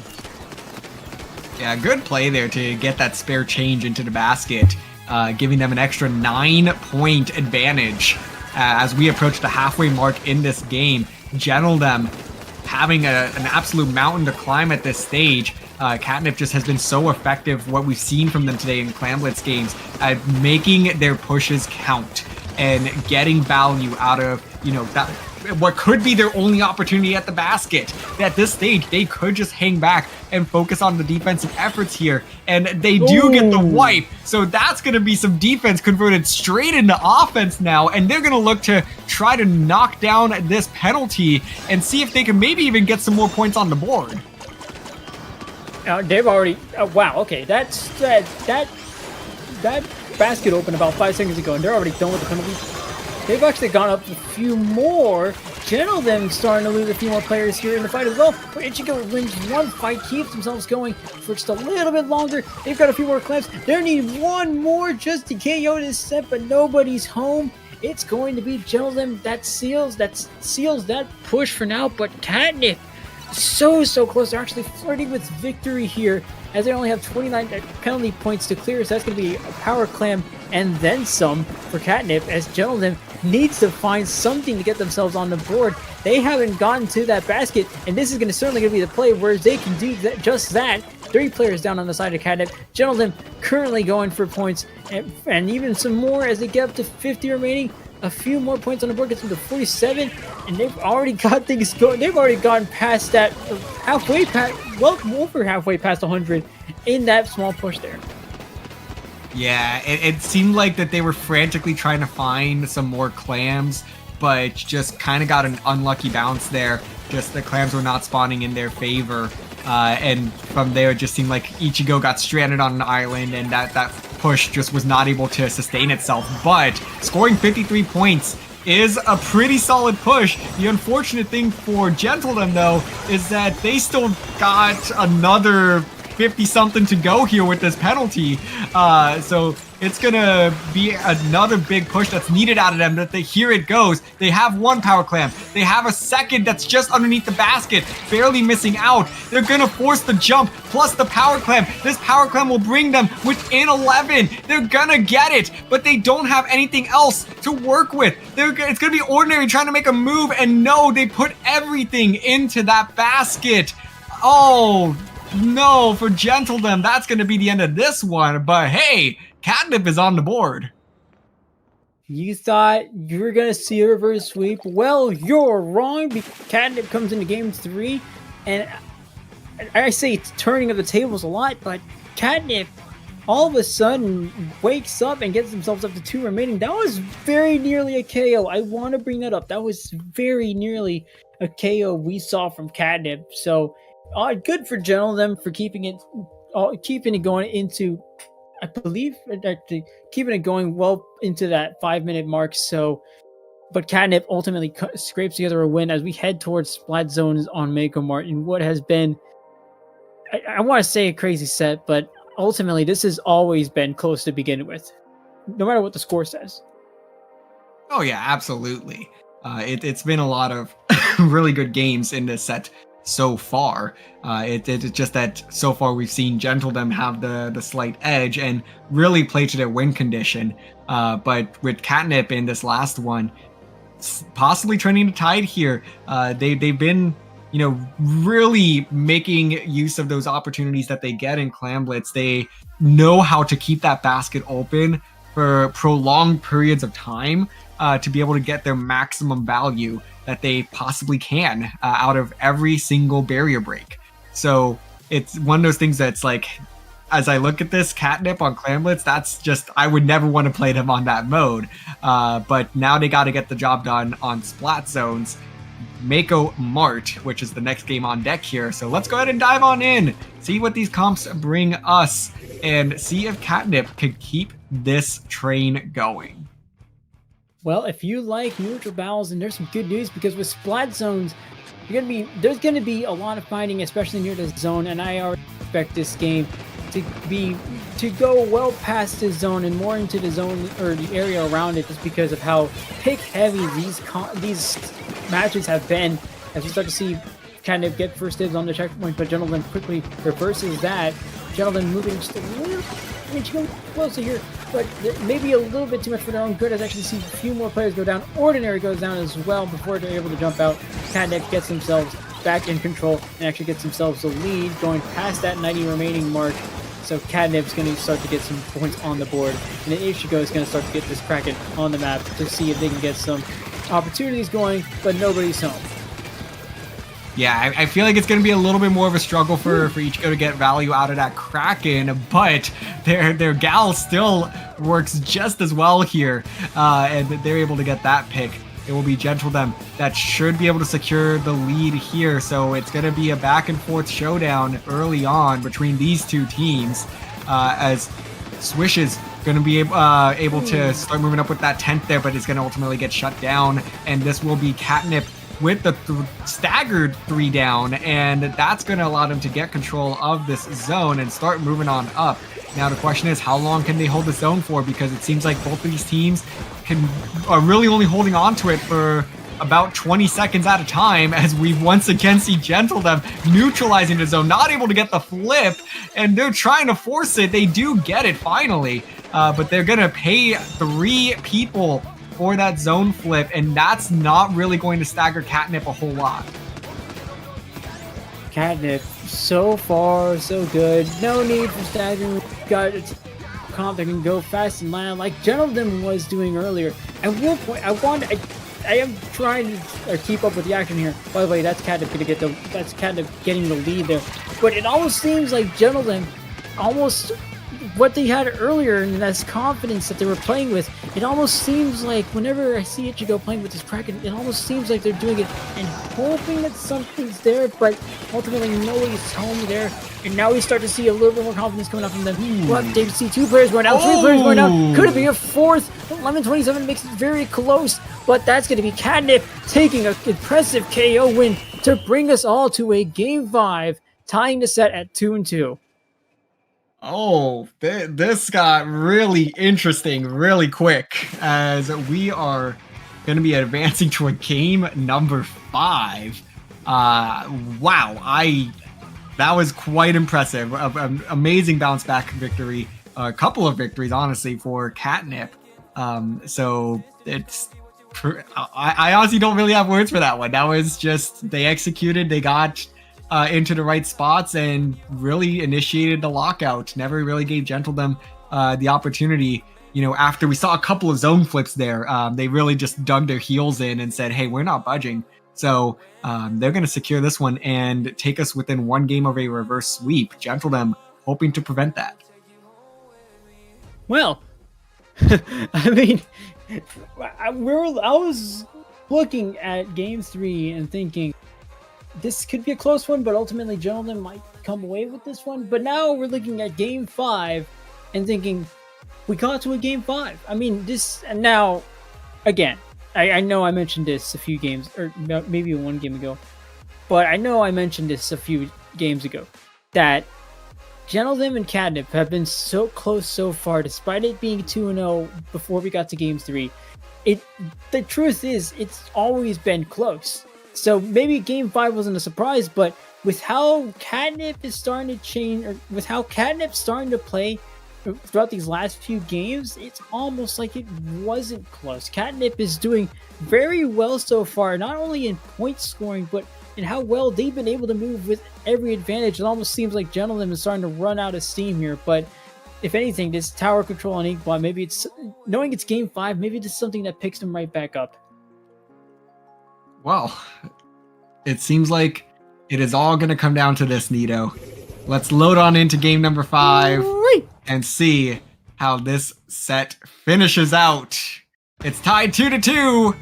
Let's take a look at these compositions. It seems like both teams are really settling into what's worked for them this set. Not really any adjustments from these past couple of games now, as we will continue to see Potato on that pencil. The Wiper Gal combo for CATNIP, and Ichigo running that 96 deco, the 10th staying around. So everything that we should expect from these two teams, they have decided this will be the hill they die on. Okay, here we go. Gentlethem, there's the Kraken. Ichigo able to get at least one pick on that pencil. That means there's going to be no cooler for the time being. So that's a decent pick there for Gentlethem. And they actually have a cooler of their own. So expect them to go fast and loud here as we see them get 2 picks. Fifth Gen a little bit of trouble. Going to have to back up a bit here. Going to their own left stack as you actually see them go down as well. JJ able to push through towards checkpoint 2. It's going to be another bloodbath here in the bats area as we see both teams trading blows here. They're actually nearly cleared a second checkpoint. They might actually be able to once they got Ordinary back onto that tower very quickly here as Gentlethem restoring towards that final checkpoint. But ultimately CATNIP might just be able to get the last laugh here unless Gentlethem keeps going like this. Ordinary doing a fantastic job on this tower. Of course, they say that they go down, but nonetheless, they were a big part of the reason that this tower got all the way down to 19 points remaining, and that is a solid spot to be in at really any point in the game. It doesn't matter if it's early game, late game, 19 points remaining. Really, really solid spot that CATNIP is going to have to figure out how they can match or better here in the next 3 minutes. But it seems like it's going to start with a delayed wipe. So CATNIP going to hop on this tower and try to get that Wiper up into bats, able to find one. That's going to be another stagger here for Gentlethem. So this could be a massive move here by CATNIP if they can just keep the Lemon up in bats. Yeah, and the Lemon's still in bats, and they actually get a few more picks, dropping now with that stamp. Oh my goodness, what a drop there too. And another pick for Ichigo there. It's still Lemon27 says, I have a stamp for you, and I have a Wiper for that Zuka as well. CATNIP going back to where they were that previous set. They're going to cruise straight towards checkpoint 3. This could be the lead for them. It's going to be the lead for them. As they're here to clear this third checkpoint. This could very well be a KO. It's going to be very close here. Lots of people starting to pile on that tower. There's still a few more piling on the tower, but ultimately CATNIP's going to stay alive with this. Ichigo might be able to sneak past a few picks, but ultimately nobody's home there. Oh, wait.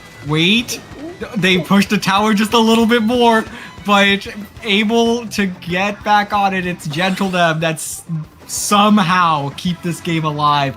I thought that CATNIP got away with a sneaky one there by diverting Ichigo's Kraken away from the tower, and it seemed like they did for a moment, but it actually just bought enough time for the rest of the team to come in and just dogpile the tower to prevent the KO. And now, with a minute and a half to play, it's once the ball is back in Gentlethem's court to figure out if they can make a play here, see if they can just replicate what they did in that first push, but maybe just a little bit better, a little bit further, and possibly KO this one. It's gonna come down to the wire, folks. Okay, here we go. 5th Gen and JJ in a fight. Both of them going down. Both of them eventually, no, not both of them eventually going down, but both teams eventually lose a huge amount of their numbers there. Actually, CATNIP going 3 players down. HG going to precarious spot, goes down as well. JJ with a nice Zuka snipe there. Has one for the pencil. Might have another one for that zap. Or actually, not the zap, but TDT go Wrath on the side of CATNIP. Gentlethem continuing their push with less than a minute to go, rather, as we see CATNIP able to pull off the stop here. Gentlethem still has enough left in the tank to keep themselves in that plat area. Ichigo trying to keep themselves alive. This could be a wipe. It's a wipe for CATNIP. A massive wipeout this late in the game.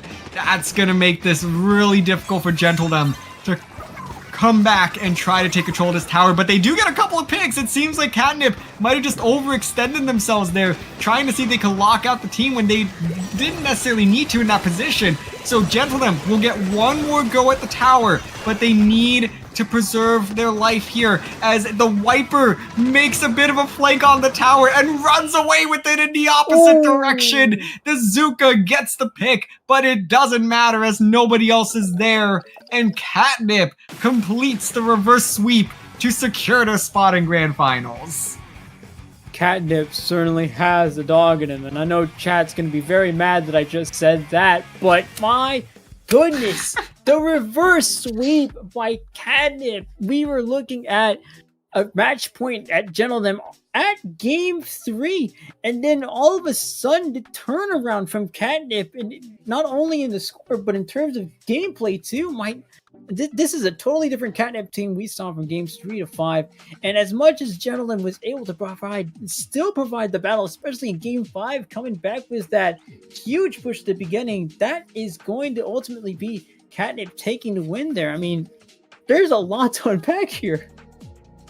There absolutely is. It was quite the roller coaster of a set that we had between these two teams.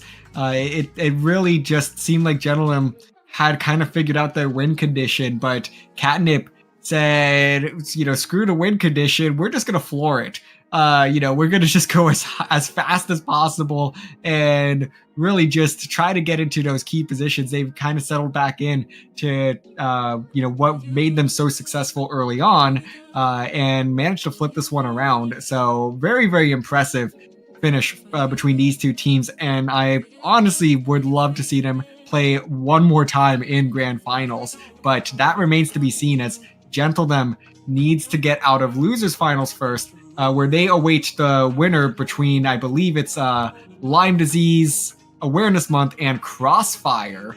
So whoever wins that, they are currently tied 1-1 in a best of 3. That's who they will get to play to see who will come back up here and play CATNIP. CATNIP making their way to Grand Finals, but I get the feeling that the Grand Finals just might be a repeat because right now, Gentlethem said, I believe that puts them in the Losers Finals, so they'll be taking on the winner the winner of Lyme Disease Awareness Month and Crossfire. And seeing how well they did against Lyme Disease Awareness Month, I mean, this could be another cruise into Grand Finals for them. But I don't know. There's a lot to talk about here, but ultimately, that unfortunately is going to be it for the both of us here. So it's been quite the ride here, quite the journey. We see a reverse sweep. We saw one heck of a game to start with, and we see a sweep. It seems like we've got the entire result spectrum here, but ultimately, it's time for us to call it day because we got two very, very good commentators coming from the commentary oven. We've got IPL's very own Skep and the one and only Zach get lined up for us.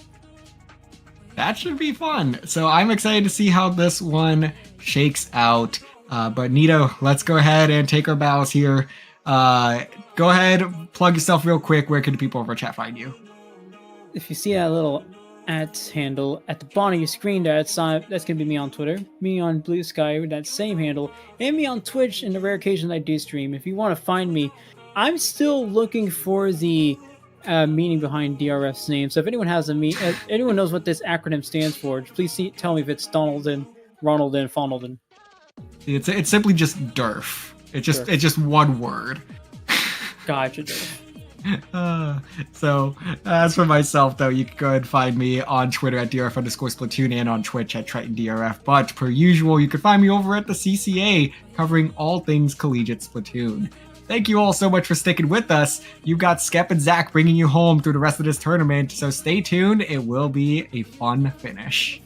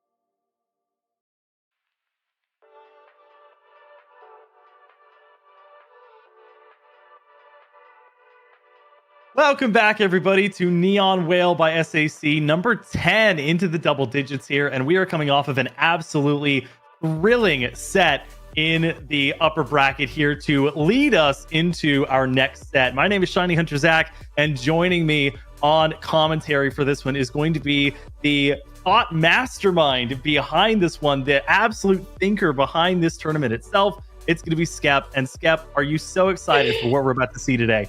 Yeah, you flatter me too much, Zach. Really, truly. We were just talking very briefly about why Neon Wail by SAC, and I genuinely appreciate that. I'm super proud to be hosting this tournament. This is our 10th edition, right? We've been running it since, I believe, February. So thank you, everyone, so much for the support. Really, it means so much to me. But enough about me and what we've been doing as a staff team, right? Here we have this wonderful set between Gentlethem, who just, oh man, took game 5 against Octopi. No, sorry. I meant CATNIP. Don't tell them I said that. Versus Crossfire, a team that I know a lot of people were surprised with their recent division in this current season of Ludi. Yeah, the meowing in chat, I think, definitely tipped me off at which team was playing Gentlethem in the previous set. And the contention between those two teams and how back and forth it was will, if they make it through this set, really set up an excellent grand finals. I thought Gentlethem had some excellent moments there. Of course, all came down to a very exciting tower control on Inkbot, and we're going to be starting with this set actually on tower control as well. Going to be going over to Manta Maria to start things out, and Crossfire a little bit more rested than Gentlethem. Going to have maybe less of a grudge to take into this set, as it were, but they're all the same coming off of a close set themselves in the best of 3, that loser semifinals. They were able to take a 2-1 victory over Lyme Disease Awareness Month. So both teams coming off of very close last game sets here with a lot to prove to try and make it into grand finals. And there's nothing more adrenaline rushing than getting through a very tight set and being able to progress, right? Gentlethem obviously going down 2-3 against CATNIP in order to be here in losers finals, right? But knowing that it was that close, and especially against such a notorious team like CATNIP, that still feels really good. And so they're going to be hungry for vengeance if they manage to take this game over Crossfire and end up back on the winner's side of the bracket. Starting off on tower control Manta Maria, like you mentioned, given that we are in the middle of the Ludi season, we are trying to supplement our map modes here on Neon Wail by SAC with whatever is in the current Ludi list. Tower control Manta Maria being one of those maps, I knew it can be pretty controversial. Yeah, just another, I think, thoughtful way that Neon Wail is set up. And like you said, giving folks practice and even just building a tournament up that's going to provide them talent that's close to their level to give them really close matches. I think that could be one attribution as to why we've had several sets go the full distance and not be just sweeps all across the board. So, if this one does, again, go the distance, go to game 5, we could return right back to tower control on Inkbot Art Academy. Gentlethem, would have to conquer their demons in a sense. It would be, if it did go to game 5 and they were able to take that game, a great comeback story to land themselves back in grand finals. But Crossfire going to be doing everything that they can to try and stop that. They have a pretty solid roster. They've got, it looks like, at least one sub, whereas Gentlethem coming in at just a team of 4. So, like you said, Manta Maria, not seen too much in competitive play, but that's also part of what makes it exciting, is getting to see a map that some folks might not have played in a very long time. It's a decently common one. However, I do know Manta Maria tends to be very polarizing in the court of public opinion. Here we go. We see the members of Crossfire, all with their matching little clan tags. Basically, both of these teams, we are in the Div 3 range, right? We have JJ from Free Flow on the side of Gentlethem. I believe Ichi also got Div 3. Collectively, Crossfire Div 3. So these are players that are going to have to play each other right here, right now, but also potentially during the course of their season. We'll take a look here. Going to be setting up by the tower here. Looks like there's a 96 Gal Deco as sort of that midliner here. Is the Inkjet going to be coming out to take down Jay, looking for a second one. Not quite going to find it, but putting a lot of pressure onto Gentlethem as Swishy's trying to survive. They had that canopy ready, but it looks like after all of that, Crossfire doing pretty well to set up in mid. Blinking, though, having to dodge around a lot of action so far, but only Crossfire coming out of it with the objective early. smoke, but not a lot of fire. We see we're about a minute into this game with another special coming out. That Zuka unable to clear, but what on earth, Squishies? Did you really have to swing with that Zuka? Gentlethem, the first team to get the tower to this checkpoint, but once again, 2 members down, and Crossfire, 3 members down. Crossfire has this inkjet ready to go, and that's going to be very useful in prepping for this push as the members of Gentlethem are coming out of spawn. Yeah, we'll see how Crossfire sets themselves up here. Looks like they don't have really a tactical to get themselves that extra buff, whereas Gentlethem going to have the NZAP on file. Draco going to try and make use of and eventually throw away the Ultra Stamp as specials go flying. Now Ordinary in a tough spot, able to back off back to where that tactical was deployed. And now after a small push to 74, we're resetting back to mid here. Pretty strong neutral game, it looks like, from both teams. The Slosher's been, of course, a pretty solid favorite for several months now. We have Jay coming back out with the Trizuka as well. Not going to be able, that's the one major downfall of that special, is just not being able to paint at your feet. You really do have to be careful when throwing it out there. It can go through grates on this map, for example, but can be very tough to deploy if you're not in the right state of mind or the right positioning.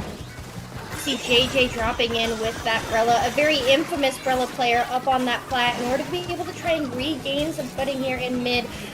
Flinking might be a little bit under the weather down on the bottom side of that map. Gentlethem getting 3 down. Now is their opportunity to really get a push going. We see that cooler coming out from Ordinary. Finally, once again, back at that first checkpoint. But just my oh my, we're 2.5 minutes in the game, and I can't believe that we're looking at a situation where these first checkpoints on Manta Maria are one that is argued to be relatively free, is such a significant turning point so far in our game.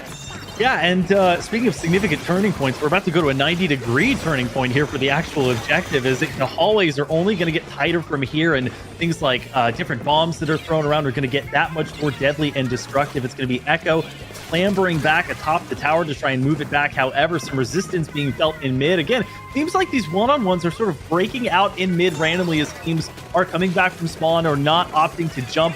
One of their teammates are not having the option to. But now we see the triple ink strike coming out. It's going to be the 96 backing off a little bit as neither team really wants to push without getting a numbers advantage. Maybe this Trizuka will help to swap that from Squishies, but not really finding a target. Nobody called out, nobody really marked either, as Blinking smart enough to not challenge that Kraken, who is going to get the pick there onto Draco. And as such, we'll be right back to the second checkpoint here for Gentlethem. A lot of players will argue that this second checkpoint is the most important checkpoint on this map mode because things do tend to snowball from here.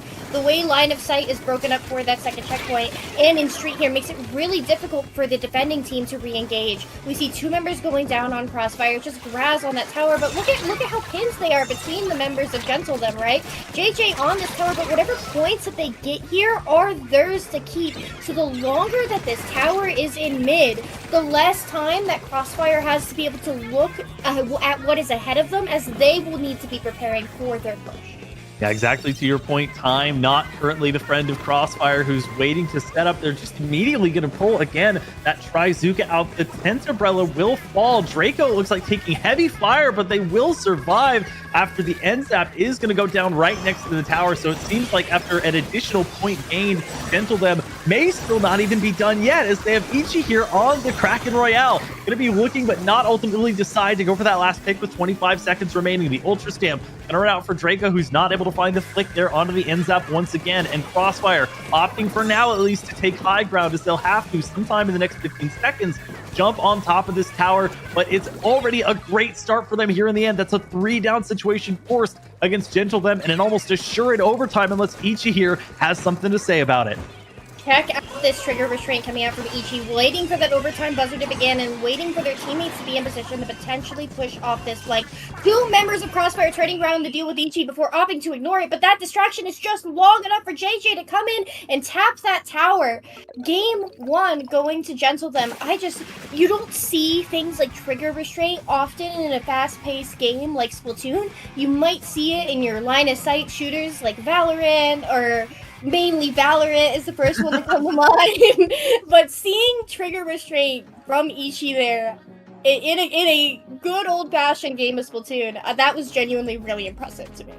Yeah, as a hockey fan, there's a trend or a term called playing a 200-foot game, and that's what it really felt like Gentlethem was doing that entire time. They felt comfortable playing in mid. They were winning their one-on-ones quite well. They felt comfortable getting high ground, looking over the grates. They felt comfortable sort of in between that first and second checkpoint where a lot of time was used, and they were able to sustain, and even after losing one or two members, use things like the Kraken Royale to have their players jump back in while sort of the chaos is reigning and come back in and continue that push, getting up to 28, not letting the tower die there, getting an extra point, making it very, very difficult for Crossfire to even have a shot to extend it into overtime. I like the thought process there at the end by Ichi as well. Just didn't it seem like have the right range for the shot, sort of the tough RNG there of the 96 cal deco to really land what they were aiming for, but it did enough, right? It caused a distraction. It caused a little bit of panic, saying, hey, we got somebody flanking out behind us.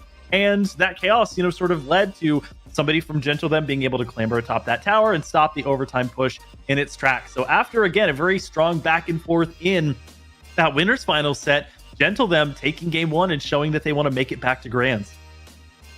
Like, imagine that Ichi was just like, man, there's 13 seconds remaining. We're 2 up. I'm behind them. I'm just going to commit to the flank, right? Imagine the chain reaction that comes out of that engagement, right? Ichi's going to go in, throw down a splash wall, maybe get one, but then that presence behind them is gone, right? And so just the ability to stay so calm and collected, it's a player that that doesn't let nerves get to them, and that's quite rare. And as a person, as a competitor, it's an underrated and often sometimes not talked about part of the competitive scene. Is sometimes behind the controller, behind the player, there are nerves and emotions or grudges, sometimes things more sinister that could be at play here and reasons why they want to be doing so well. But we are going to be starting out here with Splat Zones, a one-zone map here on Barnacle and Dime. A much different layout here for Manta Maria, as there's a lot more open space in mid. The first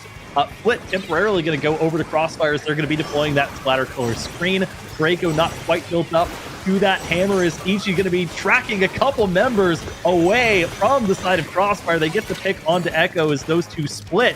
And it looks like after a push up to 79, a 2 or 3 down situation is going to force Gentlethem back into the starting reins. I do want to point out Flinking on that foil Flinkster roller, right? That's the Flinking, it's in the name, right? They built a lot of their reputation off of the Flinkster roller back in S2. Obviously a very different game. It had missiles back then. But now we're seeing an environment where screen is going to be used progressively more. Players are realizing that it is good into countering comps that are built around pencil, built around running forward. And so I'm really excited to see what they can do with that. I'm again not really the friend of Crossfire as the zone is ticking down at quite a rapid pace. Graz and the rest of Crossfire not really finding a great opportunity to get in, and yet again we spectate Ichi here Flinking, going to be deploying the splatter color screen as maybe their last rites before they go down. Ichi smartly retreating back to the zone. They have the splash ball up as well to defend things. Graz in desperation throwing out the triple ink strike as well as the bomb. That's enough to stop control for the moment. And it is going to be that last Trizuka that will get the pick, helping to secure Gentlethem a much quicker win this time in Game 2 to put them 1 game away in this best of 5 from moving back to the upper bracket and setting up another rematch with CATNIP. Let's not forget how snowbally of a map mode Splat Zones, Barnacle, and Dime tends to be. If you wipe on this map, it is rather difficult to get in without a strong re-engagement special, right? Where some of our players who might have been playing since Splatoon 2 are aware of some maps like Mako Mart, like Inkwat, the more familiar staple Splatoon maps where you really needed armor and missiles in order to drop. We're not really, as a scene, as adjusted to retakes on map modes where you really do need to be leaning special heavy, right? That's not how we've been playing Splatoon 3 since launch, right? I think that makes Splat Zones Barnacle a very unique map mode, especially comparing that to the scrappy, quick push, cheesy map mode that is Rainmaker under Toastbellway.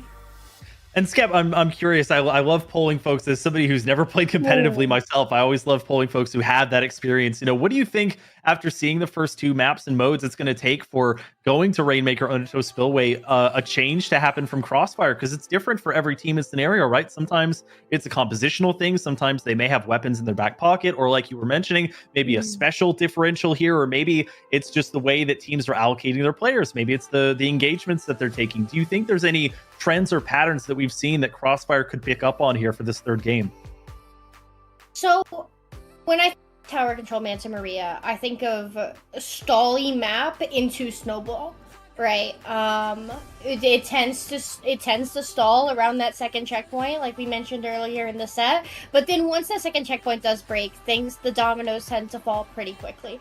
Barnacle and Dime is similar, except the first team that wipes the other team tends to be at such a significant advantage for the rest of the game. Rainmaker, Undertow, Spillway behaviorally plays so much different. The thing that matters is, are you winning your fights on this map mode? So I want to see how that plays into Crossfire. We are going to see another very similar comp coming out from Gentlethem with this Brella. They're running double Brella and a Gal, right? That is a stall comp. Versus we see Draco on those Tetras and Echo on that shot. This is a comp that wants to fight, which I think is better suited here. To your point, the compositional changes are coming out, as we are going to see a Splatoon Stamper Nouveau coming out on the side of Crossfire, as well as those Tetra Dualies, but it is going to be Blinking going down early, which is not going to be great news here for Gentlethem. The rest of Crossfire scrambling as Ichi has free reign to run up to this oft-used left-hand side checkpoint, which is already knocked out. Gentlethem in the first 30 seconds already getting their one main obstacle objective-wise out of the way. Echo, nice bit of defense there using that high ground to get Ordinary, but already a super strong start for a Gentlethem team that has looked nothing but dominant so far. Here they go. They have this Kraken out. They have an Inkjet as well. That Inkjet is going to be absolutely instrumental in making sure that Crossfire cannot get set up on that top left side. That Inkjet does come out. Ichi gets a disgusting fall-off pick on one, then two, and it's just the last one. Draco dropping on the Rainmaker. Draco gets the pick. That's going to be enough time to be able to stall for the rest of the members of Crossfire to come out of spawn before they do go down. Yeah, game of inches, right? I think a couple of shots there, if they had connected, that would have been easily the end of it, but Draco the one finding the last pick there, and that's going to stall the Rainmaker out. It looks like Echo will have just enough real estate to jump out, not having really the time or desire to let it go back to mid with a reset, and they have Graz following them up as their personal escort here. Ordinary, one of the last lines of defense to try and shut things down. Graz not able to find the pick, and in fact, a double there for the NZAP player, as that is going to be a great defense and a great comeback from spawn here for Gentlethem, who pivots nicely from having a very offensive start to having to play defense for the first time in this game, and now back to a neutral state in which so much of mid is already controlled by Gentlethem. Ordinary popping the cooler as well to get even more buffs, and Draco and team from Crossfire having to back off in respect. Now the multiple specials on par here and up to bat for Gentlethem. And I look at Gentlethem's comp, right, with these two Brellas, with the Gal. Yes, they have the Zap on the cooler, but they really do lack what would be considered a true front line. But once they get control of space, it's very difficult to take that space away from them, which is something that Crossfire's comp should be able to lean into quite well. Just run at them, but once again, Ichi sharking the right angle and maintaining that space. It's so difficult just to move them. The just run at them forehead strat here is both these teams fighting over control. Ichi going to be getting yet another pick. We've seen them, I think, on Spec Cam here more in their Kraken than out of it, just about. Blinking having to just about get away from it as Draco and Graz deciding to let the Rainmaker reset back to mid, opting to get more map control here. Looking to use this strike to get more advantages as well. Jake blocking some shots with one of the other compositional changes that we saw, which was going over to this Brella. Draco able to get a pick there and looking to move forward with those Tetras, but they will fall as well. And now, as so often happens here on Undertow Spillway, relegated off to this left-hand side corner in front of where that first checkpoint sits, and it will not be enough for movement to happen. A 3-down situation against Gentlethem, though, so one of the best opportunities here for Crossfire to finally get atop this checkpoint, but it's just an Inkjet stopping them. It's been just one little thing after another that has not allowed Crossfire to move forward in these games. pump Crossfire that wants to build momentum. It wants to pop specials. It wants to get Reef Slider in. It wants to get picks on the enemy with that Zuka. It is something that wants to run and to have these momentum killing specials like Inkjet, like Kraken, time and time again. Just makes them so difficult to, as you say, forehead run at them, right? And Graz getting another pick, and that's it for Crossfire, right? There's no one left near that objective. Gentlethem going to be taking this time here to get some paint down in mid, and if I'm them, I'm feeling pretty comfortable about the final stretch of this game. Yeah, on the opposite side of things for Crossfire, you have a minute left. How many fights do you opt to take? You have to worry about map control. You have to worry about building up specials. You have to worry about the enemy specials, just like Diggs using this Inkjet here. They're thankfully not going to find anything, so that will give Crossfire a little bit of breathing room and allow them to hang on to a couple of their specials. And one goes out already and finds success here. It's going to be the Tri-Strike. Echo needs to stay alive here in order to make use of their Trizuka. 20 seconds left, and they're going to get a pick on the Inzap, but it's going to cost them their Tetra. Another pick there onto the Brella. It's a 3-down situation once again with just Ichi on the floor left and no Kraken Royale to their name as of yet. However, if they can stay alive, they will have it for overtime, and Echo has already picked up the Rainmaker, meaning that timer has started as we are just about to enter overtime. Royale with the momentum thief, Ichi popping that Kraken and running straight for Echo, getting on top of that snipe. It looks like this Kraken's about to expire though, and that would mean that Ichi is the only one up in this area. They're going to be dropped on by Graz up on that top left. We see that Crossfire has this Rainmaker and is starting to look for, but the tent, the Inkjet, the Echo being forced to back, and they're about out of time. About 20 ticks left for Echo standing. There's no one in front of them. The Flink King's pushing up with that crowd being forced the ball. It looks like they're trying to body block the Rainmaker, but that's not enough. Ichi there on that side getting that final pick in order to close out our set in a clean and decisive 3-0 for Gentlethem. Wanted to leave a little bit of a pause there to get the clip on that one. That was an excellent looking overtime, and boy, you know, that is no pun intended for Rainmaker as the mode, but that was Fisher cut bait there for Echo and the rest of Crossfire. I mentioned, you know, picking it up before the maybe 5 or under second mark here to force overtime, which reduces that 60-second timer. It's going to give you less time for the Rainmaker carrier during overtime, and they did their best. Their survivability was absolutely commendable there, hanging on to that Rainmaker, dodging Ichi's Kraken Royale, which was so deadly in all 3 games that we got to witness.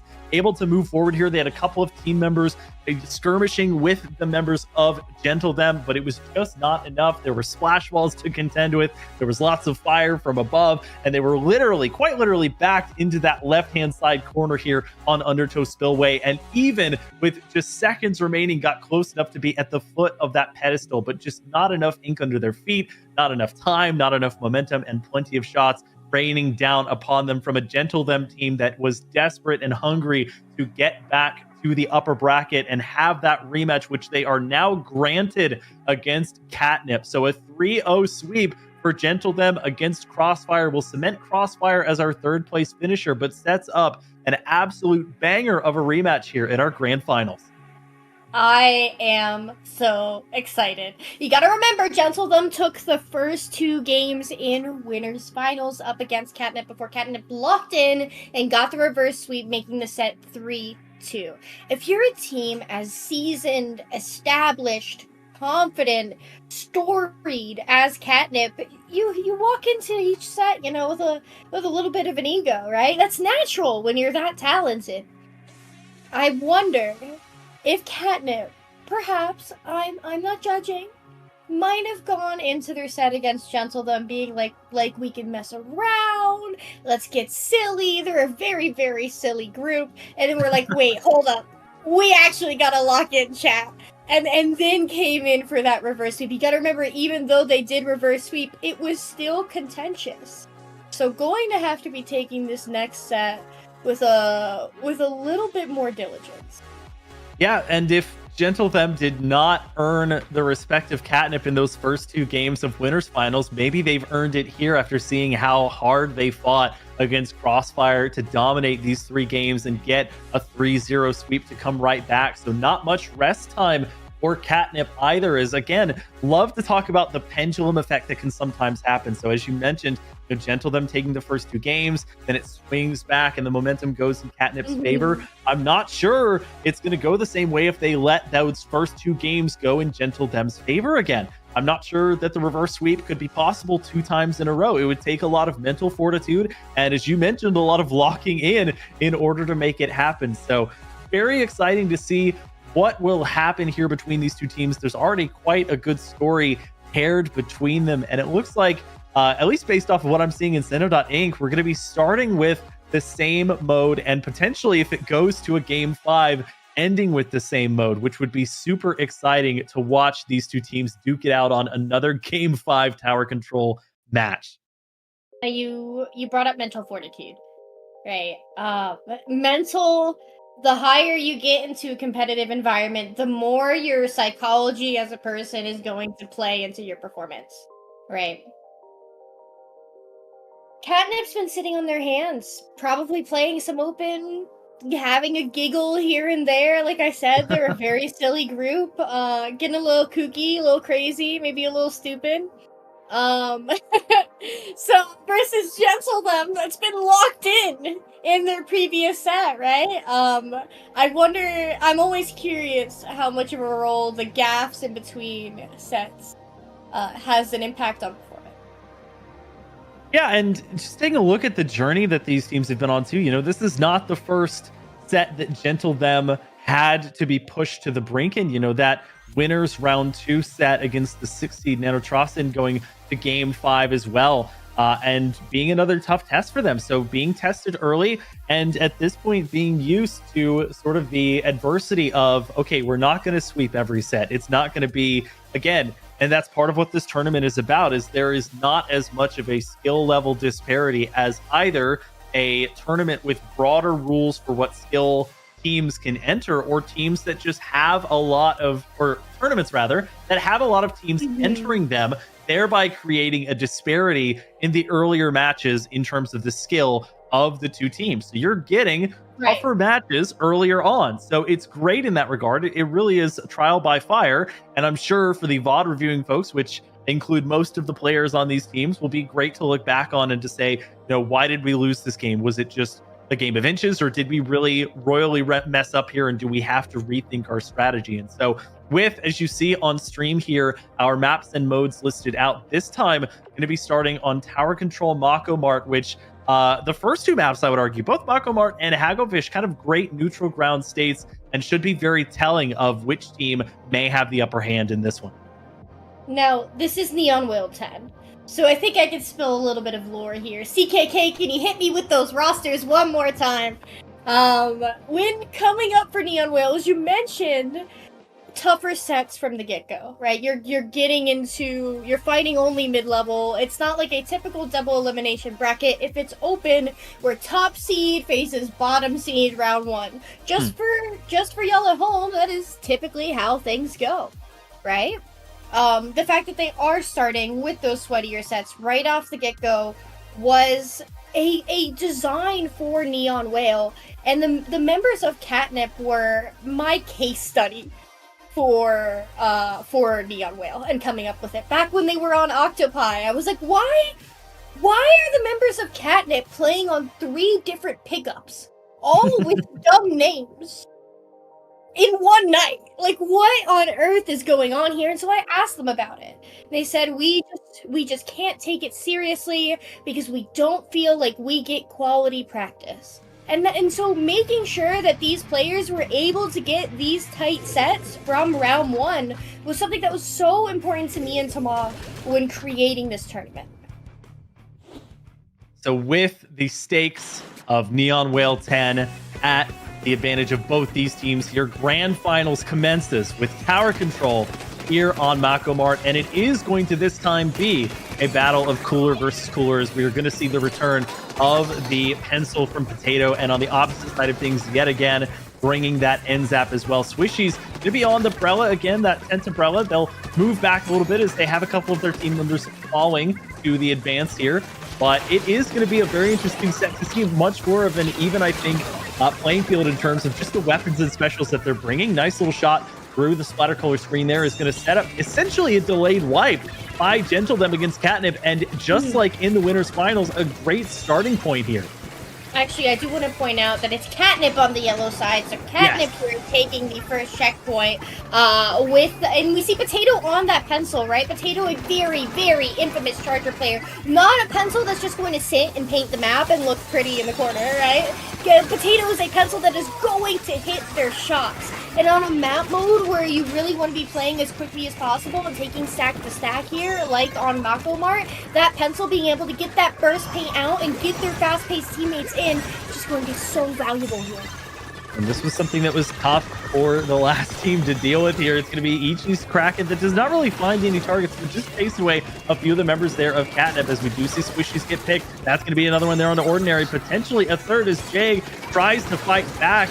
Not going to find it. It's going to require cleanup from the shot there of the Trizuka from Squishies as Potato pushing forward here, trying to get a shot on this pencil. And again, just looking at mid here and how much control CATNIP has, as you mentioned, Skep, when they get serious, they are a tough team to contend with, and that may make playing on these more neutral state maps that much more difficult, as Potato getting a nice long range shot there with a pencil, backing out to retain any of their specials that they had built up, and really just killing down the timer here, not really feeling any pressure to push the tower without that much of an advantage. I know you don't play competitively, or I don't even know how frequently you play Splatoon, but going down to a pencil is just this feeling of, oh, bruh. And so, like, Potato hitting that shot, it is sidekick damage. It's so tough, but I mean, the role itself is a supporting role. It is not a damage-less role. It is certainly a role that can output damage when given the right opportunity, whether that is range. In the case of Inzap, it's got a very nice straight shooting pattern. For the pencil, obviously, that's not going to be as much of a problem. It's going to be the charge time and making sure you're in a set enough position to where you're not being bothered. Squishy's going to help Gentlethem push forward here as they do have a little bit of room, again, to maneuver around and trying to set up on this box area. They're very much so grouped together. They have to be careful of an advance by CATNIP, but for now, they have coverage by both the box and the canopy of that 10th umbrella to take out Potato and maybe get a push started here. Squishies getting that canopy back online. Is it's going to be Ichi not quite getting that Kraken Royale? Maybe could have stayed alive with it if they had the cast time up. That a full wipeout forced by CATNIP against Gentlethem. Still retaining the tower now, finally, after getting all members of Gentlethem now feeling down, feeling comfortable enough to get the tower moving. And with just about a minute and a half left, it's looking like CATNIP not messing around this time in this game one. I cannot believe how close it has been regardless. We are now at the second checkpoint, not even for the first time in this game with, like you said, a minute and a half left. 3 members delayed down on the side of CATNIP as JJ does manage to tap this tower, send it back to mid. I really want to see Gentlethem getting some paint down. We see that they have paint down on this left side when they try and re-engage, but other than that, on the extremities of this map, on the flanks that CATNIP is utilizing so well, they're not keeping that paint down, and so they're able to just get in, get on the other side of that umbrella, and disrupt whatever Gentlethem is trying to set up. Yeah, there certainly is something to be said for, okay, when can you focus on offense versus when do you need to focus on painting and map control? And sometimes that comes inherently. Sometimes by getting those picks, you're able to focus then on map control, or you want to focus on the objective and you have enough map control to push forward here. But sometimes, you have to take matchups or one-on-ones that are not going to be favoring you. And Squishies, in sort of a 1v1 or 1v2 situation, aren't really jumping out to play their life. However, it's not going to be for long. 3 down on the side of Gentlethem. It's just going to be 1 left. It's Ichi yet again, and they don't have that Kraken Royale online, so it's going to take a last-second push from Gentlethem and maybe even the picks from the Trizuka, which way they will find at least 1 there. Looking for a second one. They hard focus on the tower and maybe don't see the forest for the trees there, but somebody's right up next to them on the box. There's 4 seconds left to go. I don't think Potato is going to let this tower out of their sights. Ichi only able to force overtime for a second before CATNIP clambers atop the tower and cements themselves as the winners here of Game 1 in our grand final. This felt like a much different set than the last time that we were able to spec both of these teams, right? You got to remember that it was Gentlethem that was coming into those games with a significant edge. I really do think CATNIP they've woken up. Maybe they've put down the catnip, and are ready to go. It really is, when a team is serious and goes up against competition where they can afford, to play and really show what they're about against adversity of a similar skill level. It's a beautiful thing. And so CATNIP already changing their past in a sense, or not repeating it in terms of taking game one, whereas Gentlethem had such a strong start with the first two games in our winners finals. And we go now to Hagglefish Market, but for a somewhat unconventional game mode in terms of Rainmaker. Oftentimes, more so this map seen on basically every other mode in my knowledge. I feel like I see Rainmaker the least out of the four. So a great opportunity to witness this map and mode in a grand final setting. Still, the tenets of the map remain, where it's a great sort of relatively flat neutral ground. You have that sort of uninkable canopy or tent where you can set up and still have an impact on mid if you're bringing a long enough ranged weapon, ideally, or thinking the pencil, at least for one team for CATNIP. But Gentlethem, some building blocks to work off of there. Maybe not the right setup in terms of the offense or the map control that they desire. Let's see if they've brought anything to change that destiny here in game two.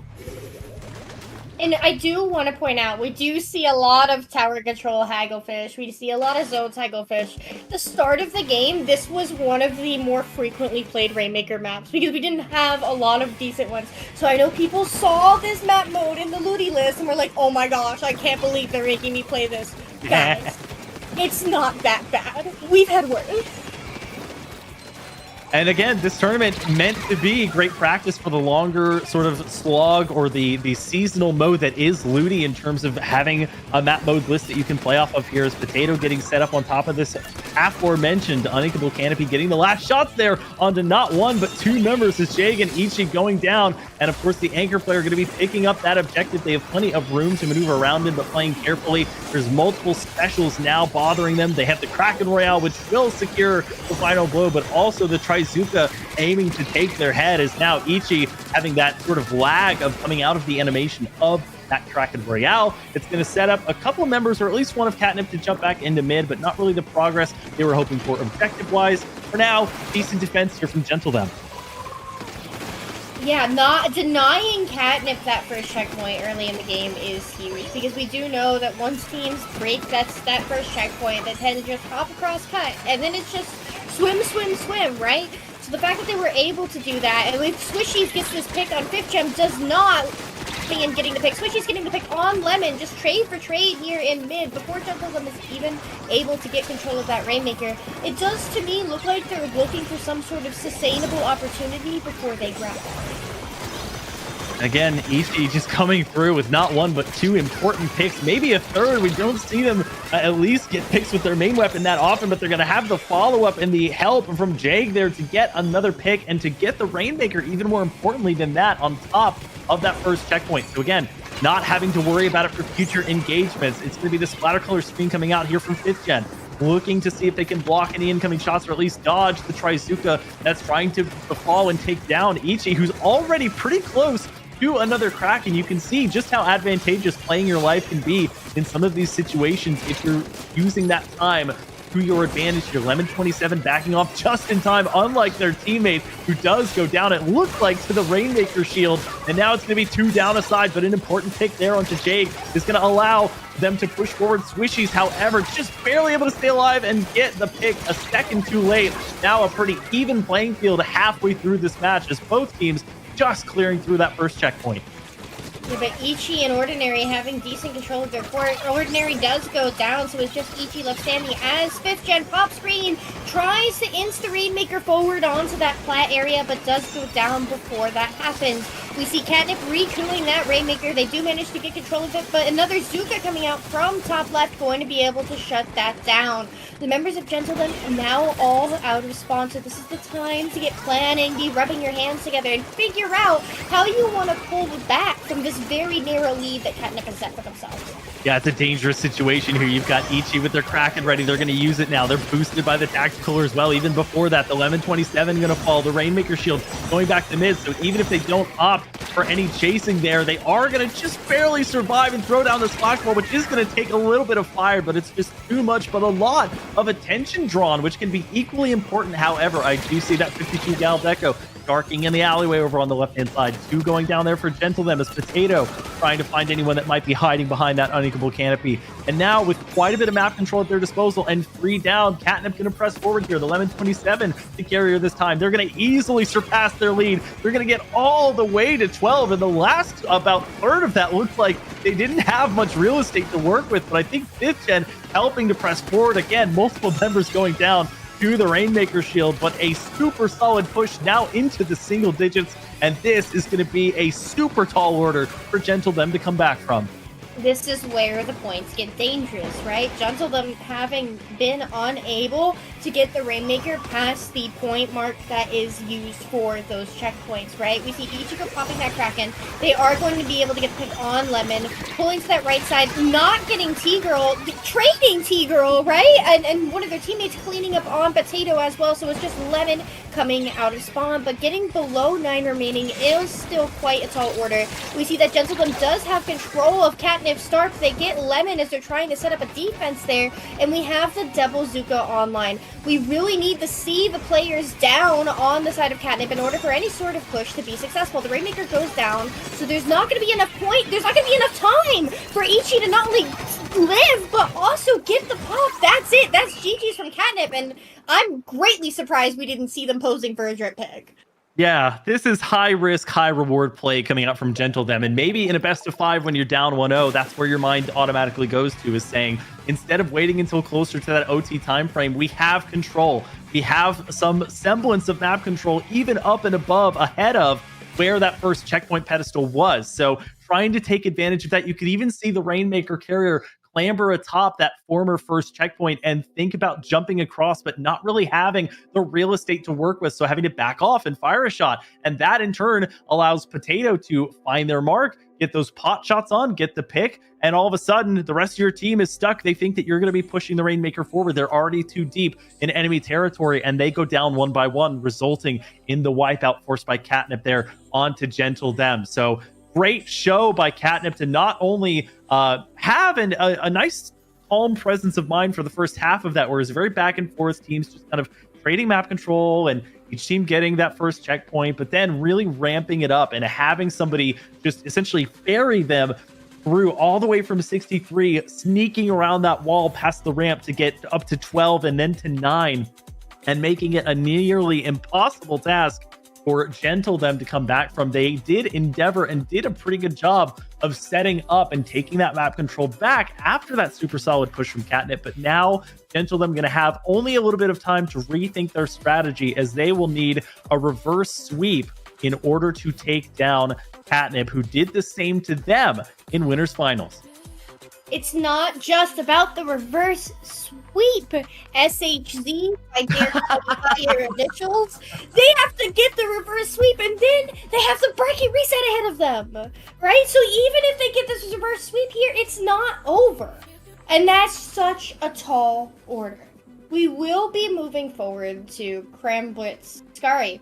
Oh gosh, goodness me. Clams Crab Leg Capital.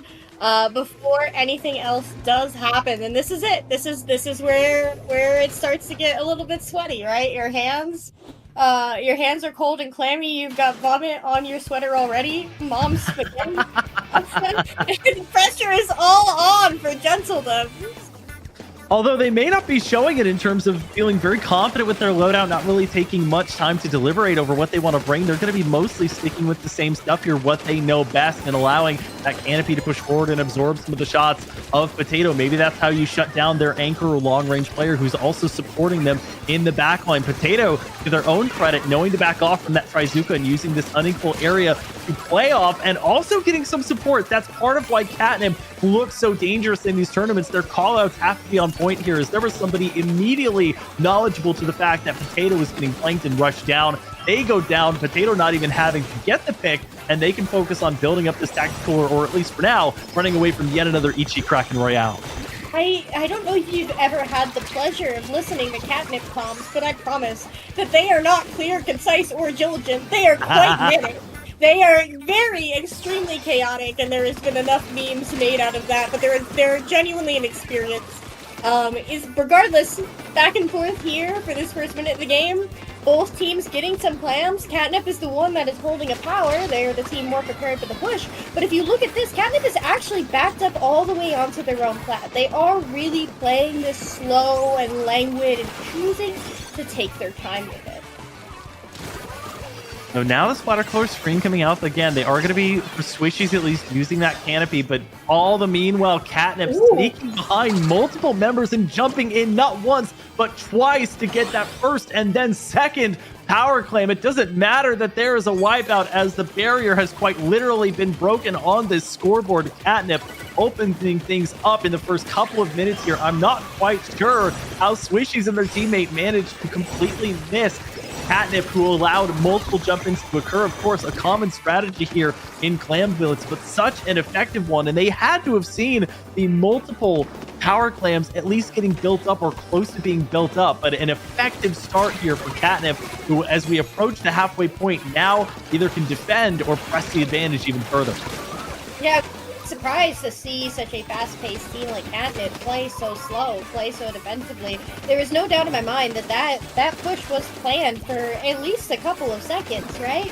We see 5th Gem up on this top right side. They are going to go in with that stamp. They're going to get the pick on JJ, then the pick on Ordinary, then it's just Swishies on that plat. Swishies is chipped from the splash damage from that Rainmaker. Lemon going to go in, take the fight, but Swishies getting the very nasty one burst on Lemon. Oh my gosh, finally getting back control of their own plat and looking forward. 57 remaining is not that large of a lead for them to beat. No, and it's rare that a 57 is going to get you the victory unless two teams are hyper defensively oriented or just don't have great opportunities. Ichi, you can see looking for Potato. This is exactly where they've been set up basically this entire time. And the one time they're not, they use almost all of their Kraken Royale trying to chase them down. And now it's going to result in another push coming out from CATNIP. They're 1 point away from getting this penalty completely gone. It's just going to take one clam and then some, and they have 4 at the ready. It's whether they can get close enough to the basket, but for now, just killing time, as we mentioned previously, is good enough. Potato setting up in this far left-hand side part of the overhang is now Ichi and Ordinary trying to find a spot of their own. Also, didn't even point out the fact that it's now Pencil versus Pencil as opposed to NSAP versus Pencil. And it seems like Potato is still at the advantage, but Gentlethem, Swishies, they have an opportunity to press forward here. They get a pick there onto the Splatana Wiper. There's another one onto the shot. Can they make something out of it as Jay is going to pick up the advantage here from that tactical, and they will in fact break the barricade. But do they have the follow-up? Swishies in the midst of a duel that's eventually going to be a 1v2 as Potato, not seen, is going to get the final pick, but it's the lead that comes out of that for Gentlethem. And with less than a minute to play, this could be the swing of the pendulum that they've been waiting for this entire time. It's over. 5th Gen has that power clam. Do you know 5th Gen, right?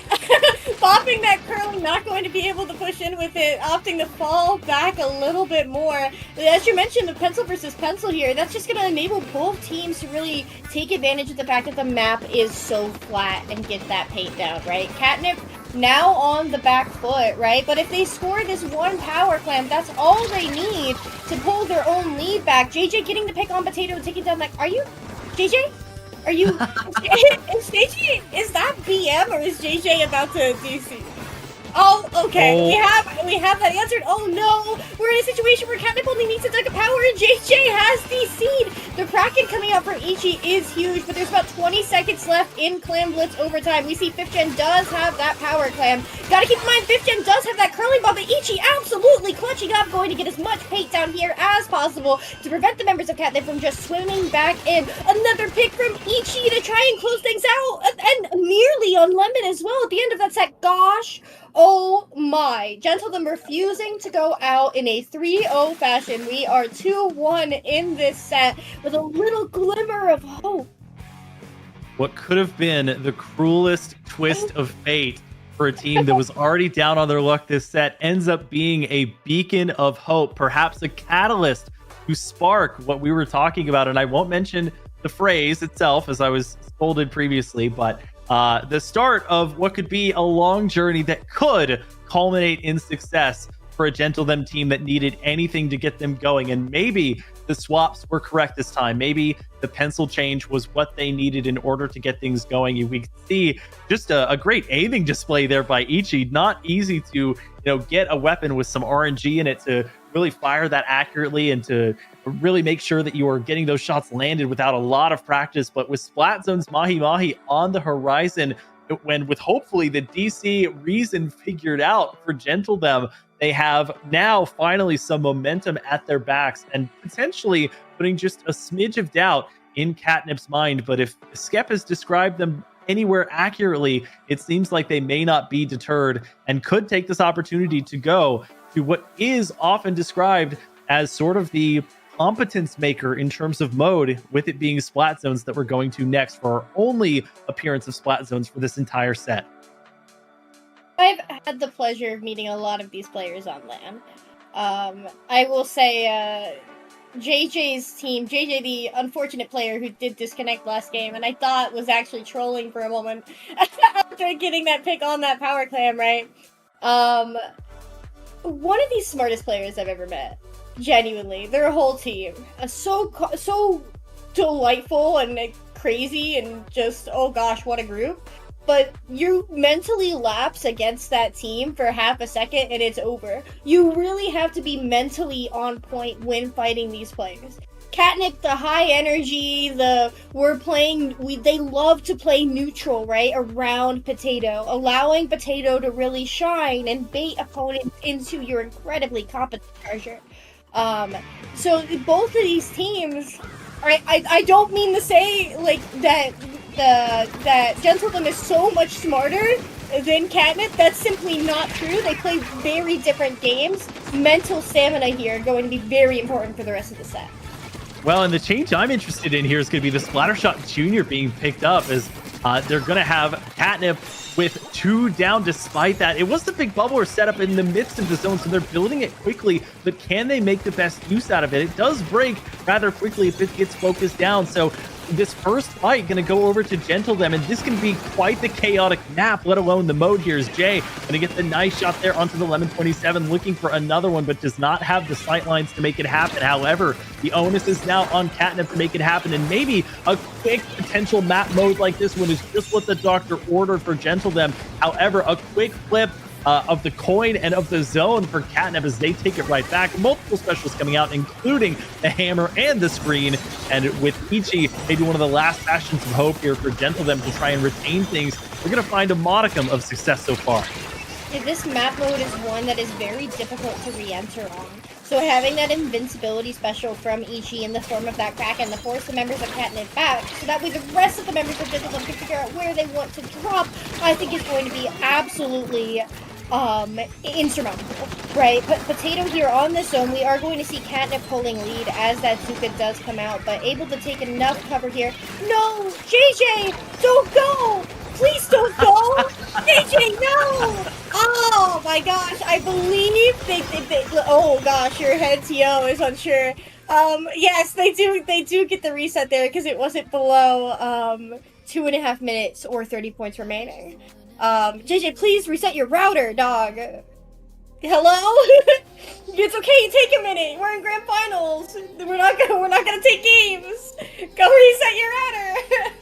Well, and especially if they want to do anything in bracket reset, if they want to even think about bracket reset, they cannot have a DC looming over them like an unwanted shadow. So fortunate that both the time and the points that were ascertained or gained in that potential fourth game, not official now fourth game, did not reach the point where they could not remake the game. But it is going to be something they will have to figure out. And they do not, at least based on, again, the roster and Center.Inc, have anybody else that they can turn to. It has to be these 4 players. So really, it's going to take JJ figuring this out. It's going to take the team regrouping. But we did get to see what their strategies look like, and it is a very much so back and forth than it felt, especially in that first game. It's felt increasingly more and more back and forth. It feels like both across the winners final game and this grand finals set that these teams are figuring each other out and they are learning what works. And I think what Gentlethem has figured out is that Potato, among others, is the final boss and needs to be addressed early and often if they want to make sure that they have a point of entry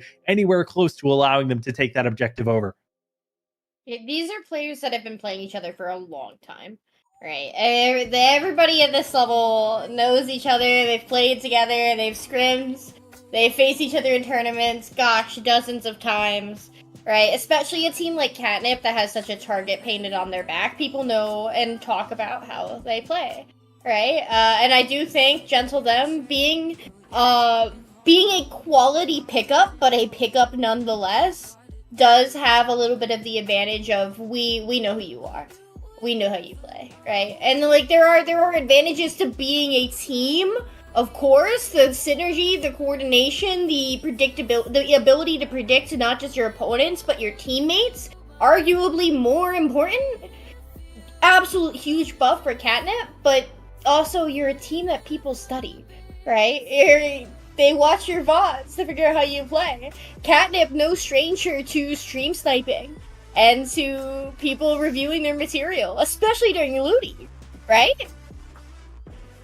Well, and they say it's lonely at the top, right? You know, the higher up you get and the more publicity you get, whether you're putting out that publicity yourself, whether you have team members that stream often or play in tournaments often, or you see them in open, as you mentioned, often, they're going to have their gameplay, their weapons start to become more known. They're going to have what synergies they're best at and where they might show weakness displayed or ousted in some areas or some tournaments. And it's the teams that, you know, either play enough to do that research and know who they're going up against, or, you know, are able to adapt quickly enough, especially in shorter sets where if it's a best of 3 or even a best of 5, really, you don't have as much of an advantage or leeway to make the same mistakes as you would in something like a best of 7 grand final. So a lot to be thinking about. I'm sure a lot of that is involuntary or just second nature to these players. And that's one of the, I think, hallmarks of mid-level, maybe compared to low level, is they've committed a lot of this, not just muscle memory in terms of their gameplay, but also some of the facets of playing in a tournament, of playing against foes that know you and know your game, whether they're a pickup and you may only know some players, but you don't know how their team is going to synergize or make up, or, you know, you have that information and it's a battle of wits and a battle of skills. So with hopefully the DC behind them, Gentlethem takes another stab at getting to a game 5 here. It'll need to go through this game 4 in Mahi Mahi first, and let's see if this ends up being a decider or if we're going to need a game 5 to be the decider in this one. You mentioned the ability to adapt in a shorter set. Zach, if I was having them play a best of 9 with a bracket reset, I think they would come for my head. That's not for me to worry about. That's the TO stuff. Oh boy! Regardless, we see CATNIP is the second team to cap the zone, but with that bubble, going to be the first team in order to sustain it. Lemon, I don't know how they're alive, being skirmishing behind their site for that long. We do see that CATNIP manages to get another pick, but it's a 3v2 situation in favor of Gentlethem. Are no doubt going to be able to cap this here. Yeah, and we've seen, you know, essentially this gameplay. I feel like I'm watching deja vu every time I go to Swishy's gameplay, where they're just kind of dancing in and out. That is sort of the style of the weapon, as we see a little bit of damage reflection, I think, from the Lemon 27 to survive Ichi's pop, Kraken Royale there. The splatter color screen going to go out as well. And CATNIP not playing defensively at all this time around, not allowing any drop downs to come through from Gentlethem and really having it pay off in spades. They're now going to have the tactical buff as the water level is going to start to drop. And Gentlethem, again, they may be forced in pressure, but they're going to have to figure things out quickly here as time is slipping away from them. And they managed to tick down this timer, getting below 35 remaining. We're about the point where the aforementioned DC occurred. CATNIP looking dangerously close to a KO, especially given that Gentlethem's cooler is not going to be online as quickly. Bazooka coming out from JJ does it find a pick, particularly on Potato on this left side. This is their last chance to re-engage. If they don't take this here, it's GG's. Ichi popping this Kraken, but Krakens can't paint the zone. CATNIP KOing in a 100-0 fashion, wrapping up Neon Wail by SAC 10, our grand final.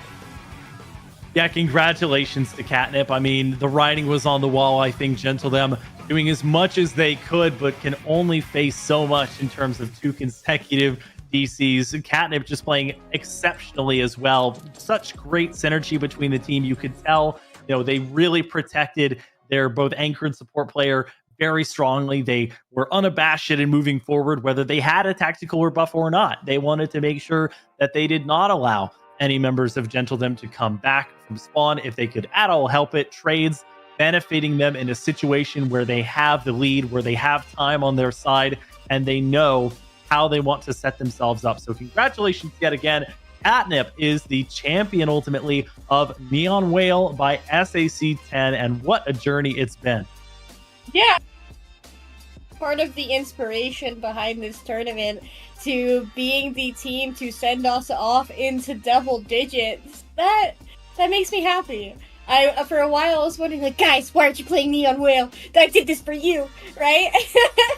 And to see them winning it here on out, I'm happy. And gosh, several just absolutely grueling sets here, right? Gentlethem going down 3-2 during winners finals to absolutely dominating in losers finals, right? To be here now. It was turbulent, it was stormy, it was beautiful.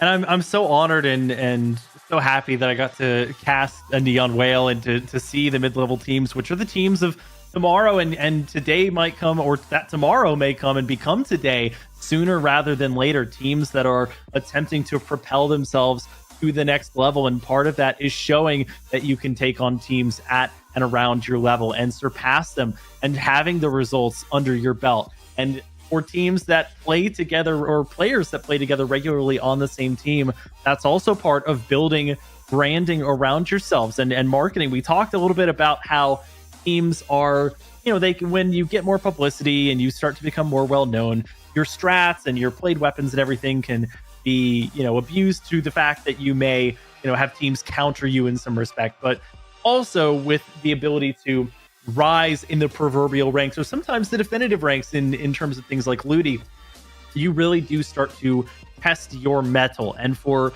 players with a competitive spirit, sometimes that's all they want, is to play with people that they can trust, maybe that they're great friends with, maybe that they just respect as players and know that they're strong and know that they can win with them. And ultimately, that's part of what it's about, other than having fun at the end of the day, is making sure that you know where you stand and know that you're constantly striving to improve and get better. So congratulations yet again. So exciting to see these teams play each other, and I cannot wait to see the results of the next Neon Wail and see what teams are, in the top 4 or 6 or however many of the next one, because it's just going to be, again, that journey to the top and the future of what high-level Splatoon in North America might look like.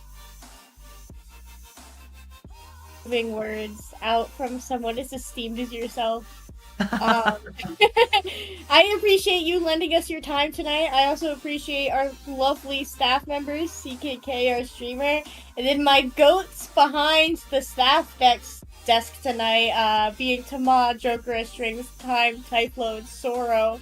You are such wonderful people, and I'm so happy that we finally got to Neon Wail 10. We were planning this tournament for a very long time, and we are not done, right? We are still on our baby phase.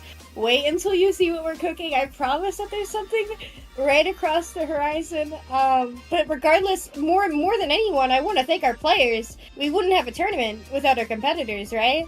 Thank you to everyone who's trusted us with their time on a Friday night for the past couple of weeks. I really, really appreciate it. And I hope you all have gotten exactly what you expected out of our tournament.